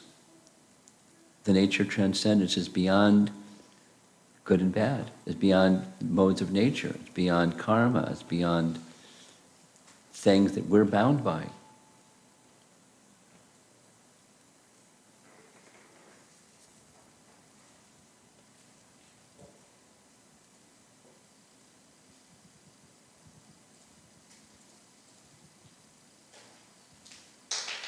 In many cases, Krishna conforms. In some cases, Krishna doesn't.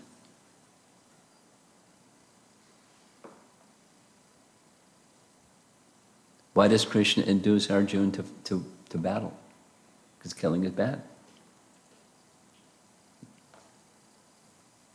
Because he comes to annihilate the miscreants, and he was having Arjuna be the instrument. He could have annihilated the miscreants without Arjuna's help, so why did he encourage him? Why did he encourage Yudhisthira to tell a lie? To teach something.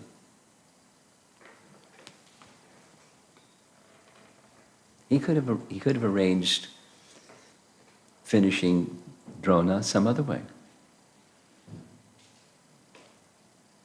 So let's try to understand the nature of transcendence. And there are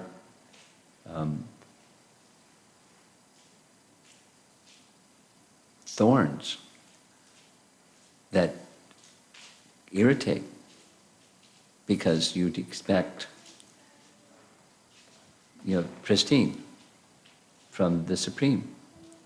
He is pristine, and he's showing his pristineness in various ways. And people that are worldly, they don't comprehend.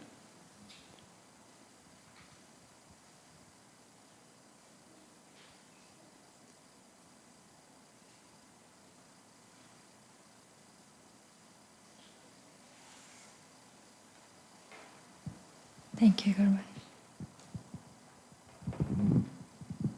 Shri Radhika Mataji sent further clarification on her second question about the Krishna bead. Oh boy. Just like Krishna questioned Nanda Baba about Govardhan Puja, some things we follow in ISKCON are scriptural and some are conventional.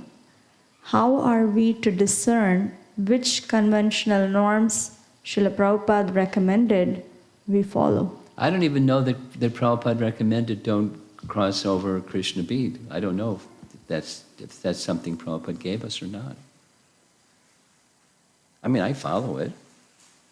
So how do you know? You hear it from the source. That's how you find out. And you discern on that basis. What's the source? What's the source of this understanding? Is it myth, or is it something that... And then comes, sometimes Prabhupada would say this in this circumstance and that in that circumstance. And that happens. So then you need the big picture. Just because I'm struggling with this, listening to Hari Parshad's class in Atlanta that Mukunda was attending. You like his classes, apparently. You often ask questions during his classes. It's nice. He's a great speaker. So in Gopal Champa it says this, in Krishna's Sandarbha it says that. And they don't match.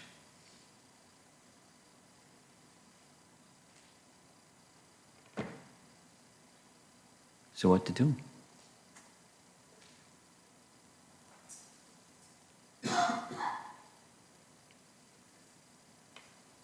I'm going to see what Hari Parshad has to say about Gopal Champu says this, and Krishna's Sandarbha says that. Very clear. Very clear. Flip a coin. What do you do? So back to her question. You go to the source and make sure you have the bigger picture and not just a little piece over here instead of the big picture. That's how.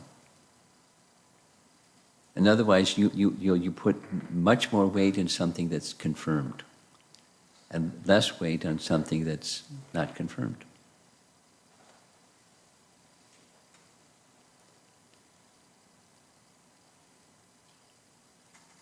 Here's one. How many have been told that when you chant around, you get to the end, and then you turn your beads around and go back the other way?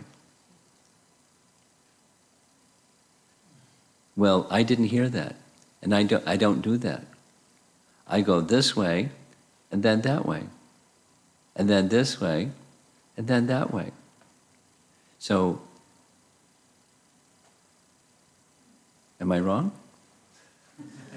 Is there a rule? What's the scriptural rule? It's the same 16 rounds. I just started doing this other way, and it's fine. When I'm going from the large to the small, that's 1. Going from the small to the large, that's 2. The large to the small, that's odd. The large to the small to the large, it's even. I like it. And I don't think I'm going to be barred from going back to Godhead for doing it that way. There's more. Here's one of Hridaya Nanda Maharaj's favorites. When you chant Gayatri, you cover your hand with a cloth because ghosts might come and interfere with your chanting.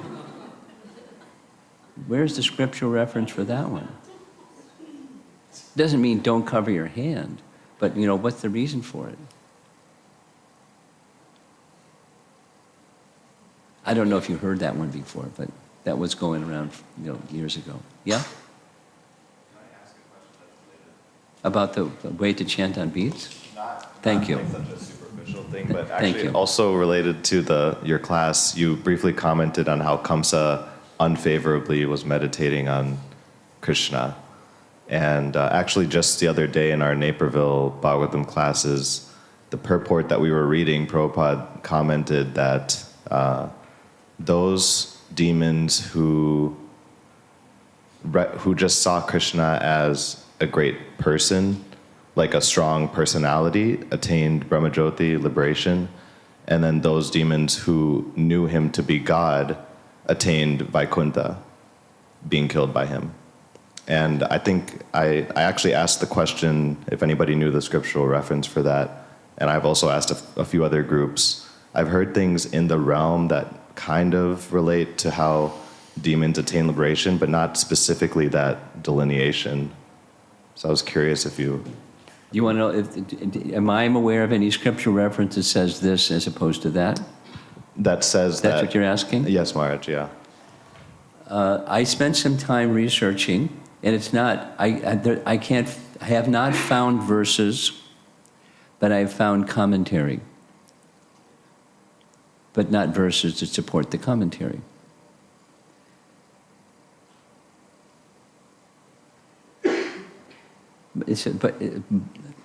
For example, Hari Parshad mentioned it twice in this class, the 2 years ago Janmastami class in Atlanta, that names of Krishna's associates and the names of the gopis, the Lita, Vishaka, etc., etc. It's not found in the Bhagavatam. So where did it come from? He says twice in that class, it's scripture, but I don't know where the scripture is. It speaks about them. Our acharyas speak about them abundantly, and not only abundantly, details and details and details and details. So is that just their realization? Maybe that's just fine, because their realizations are just fine, because they're perfected souls. So similar to, same to all of this from Gopal Champu.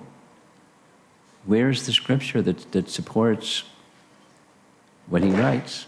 It's his realization. And we're fine with it. So that's an example, for me at least, that's an example of the infallible authority that we accept, because after all, what's the Bhagavatam? It's Vyasa's realization.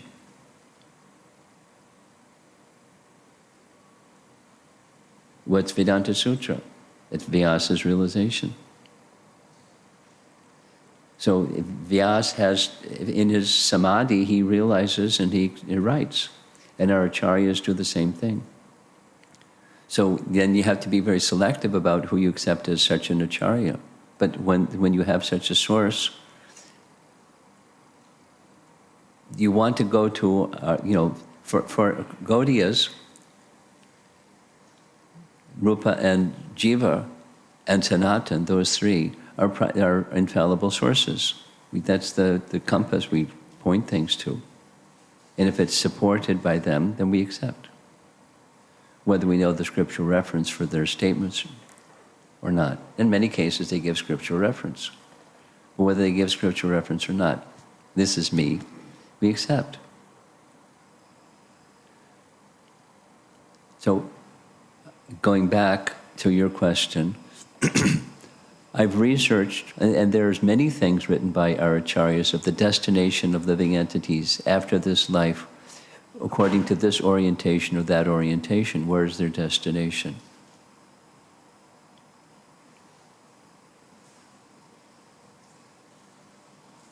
And there's some consistency, and there's also some diversity, because there are different realizations. But your specific question, what's the scriptural authority to support those realizations? I'd have to do some homework to see other scriptural references for them. Probably, but I'm not sure without spending a bunch of time.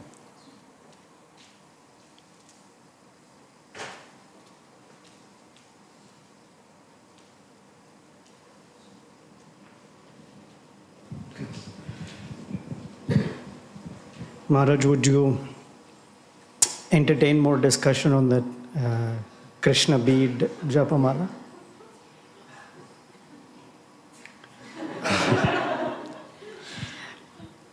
As I'm thinking of it more from a practical, viewpoint. In the Shad Goswami Ashtaka, the 6 Goswamis are glorified as Sankhya Purvaka Nama Gana. They were reciting or chanting the holy name with numerical count. Yes. So without the head bead or Krishna bead, it's difficult to keep count. Or one has to pay attention to. But why not cross it? Well, So- supposing you just keep going, don't do that. Correct. And in my mind, the connection is in our Japamalas, we have beads going from large to small. Commonly. Mostly. Yeah. And like you said, most of us follow from large to small is odd and small to large is even, or however the convention people are used to. If you cross it, and again, just from a practical, you lose count. That's one of the concerns there. No, you don't lose count. Supposing I just go large to small, Right. and then go, that's 16, that's 108, and then now I'm going large to small. So I can cross it, not losing count, because I'm starting large again. That's number 2. To small, that's 2 is finished. Cross it, start with the large, that's 3. You don't lose count. The head bead is there so I can keep track of where's 108 when that's over. Right. Yeah. My question specifically is why not cross it? Not why is it there, why not cross it? Right. Then we know we have finished 108. I think the odd even gets a little confusing. That's just how I'm. Okay. Because there are many others, like after every round, some people chant Jai Shri Krishna Chaitanya as if that's the beginning of a round.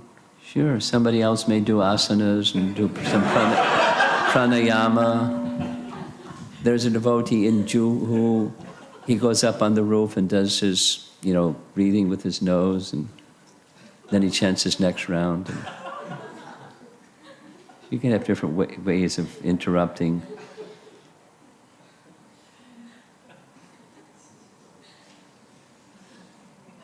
Okay. Srila Prabhupada ki jai.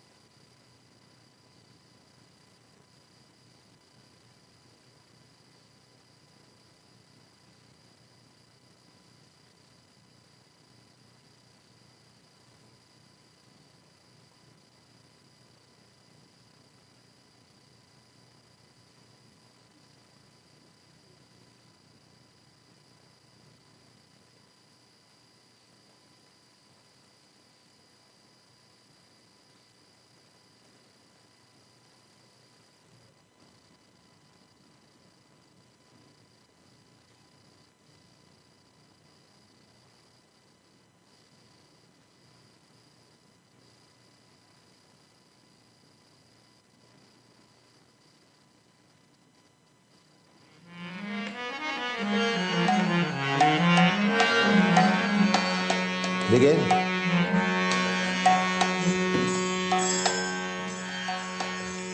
Sri Krishna Chaitanya Prabhu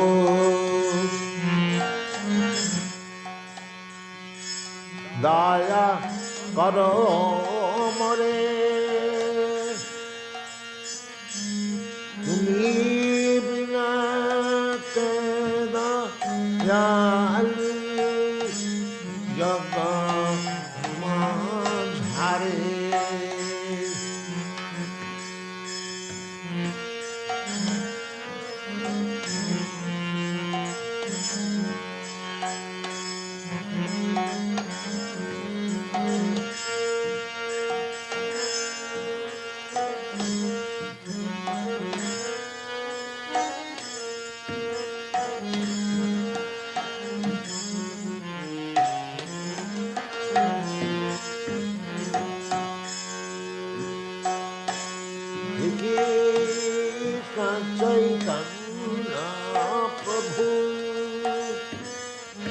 Daya kar mare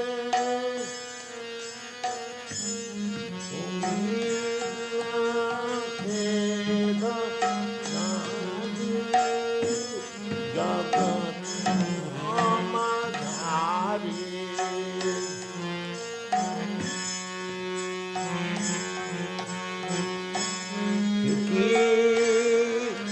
Chaitanya Prabhu Daya kar mare Tumi bina keda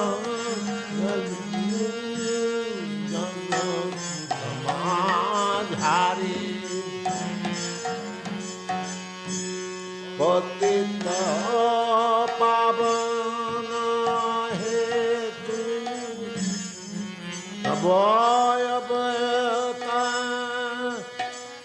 Ram Mosama Padita Prabhu Napai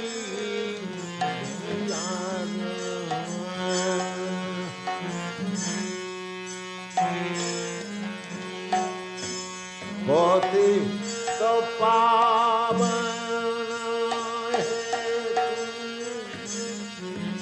Goya Bhata Ram Mama Padita Prabhu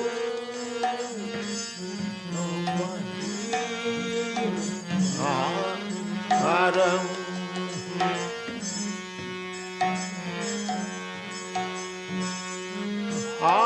Prabhu Nityananda Premananda Mukhi Kripayama Lakuna Kara Ami Manamukhi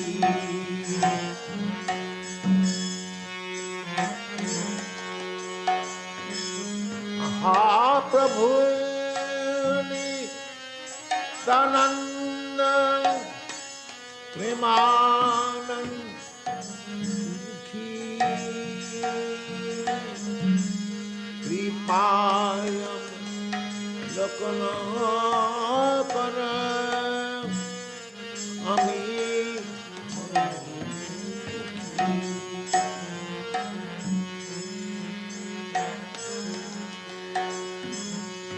Krishna Chaitanya Prabhu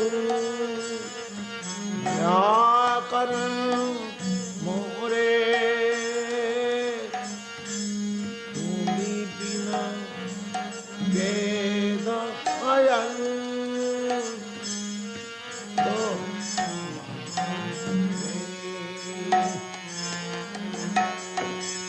Tumi Bina Dayalu Jagat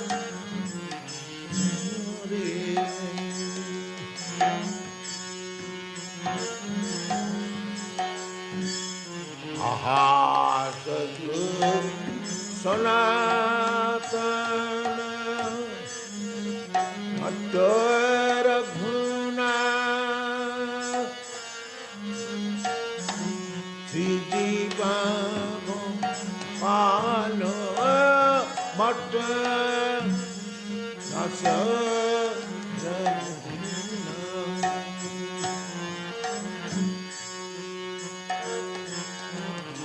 Ahasaru Sanatana Daraghuna Triji Goma Bhatta Dasa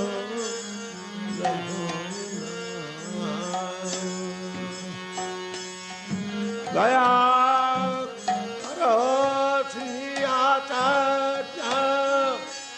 Prabhu Siva Ramachandra Samamage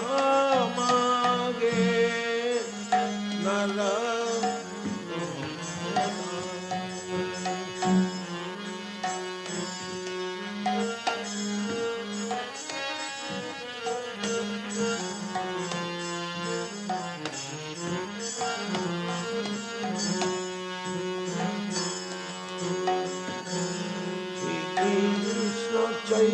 Chaitanya Prabhu Maya Karamare Tumi Bina Kedayanu Jagam Sansari Deke Na Chaitanya Prabhu Ya Karamare Tumi Bina Kedayanu Jagam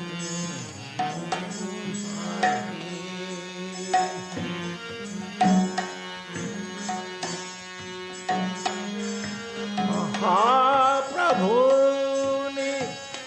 Nanda Premananda Sukhi Kripayaba Lakana Kana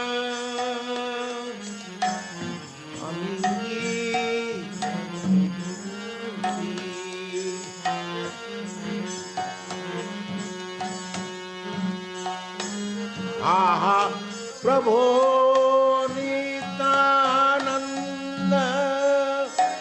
Premananda Sukhi Kripayava Lakana Kana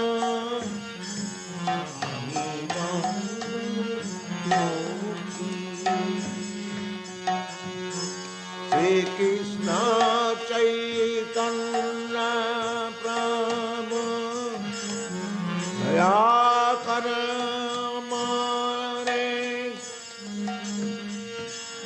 Tumi Bina Kedayalu Jagam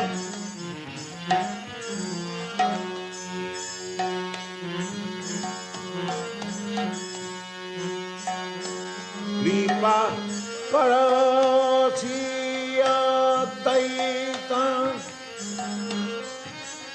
Gosai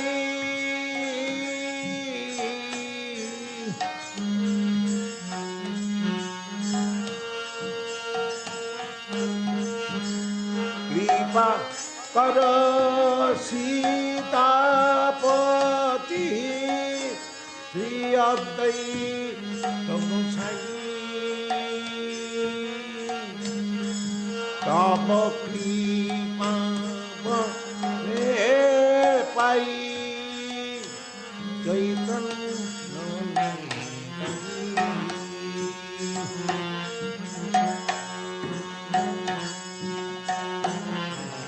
Aha Prabhu Sanatana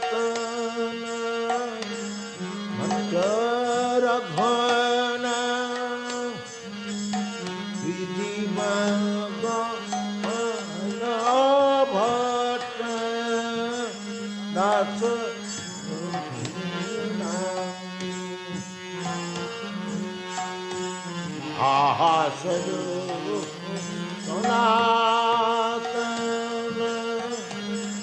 matara bhana vidi magopa bhatta prabhu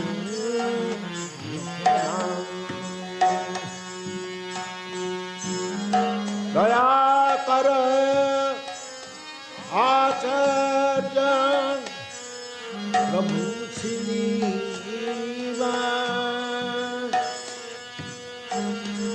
Ramachandra Sangha Mage Nara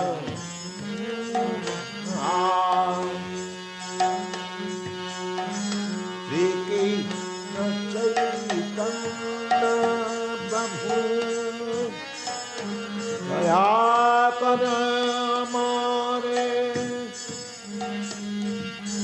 Tumi Dina Ke Nayana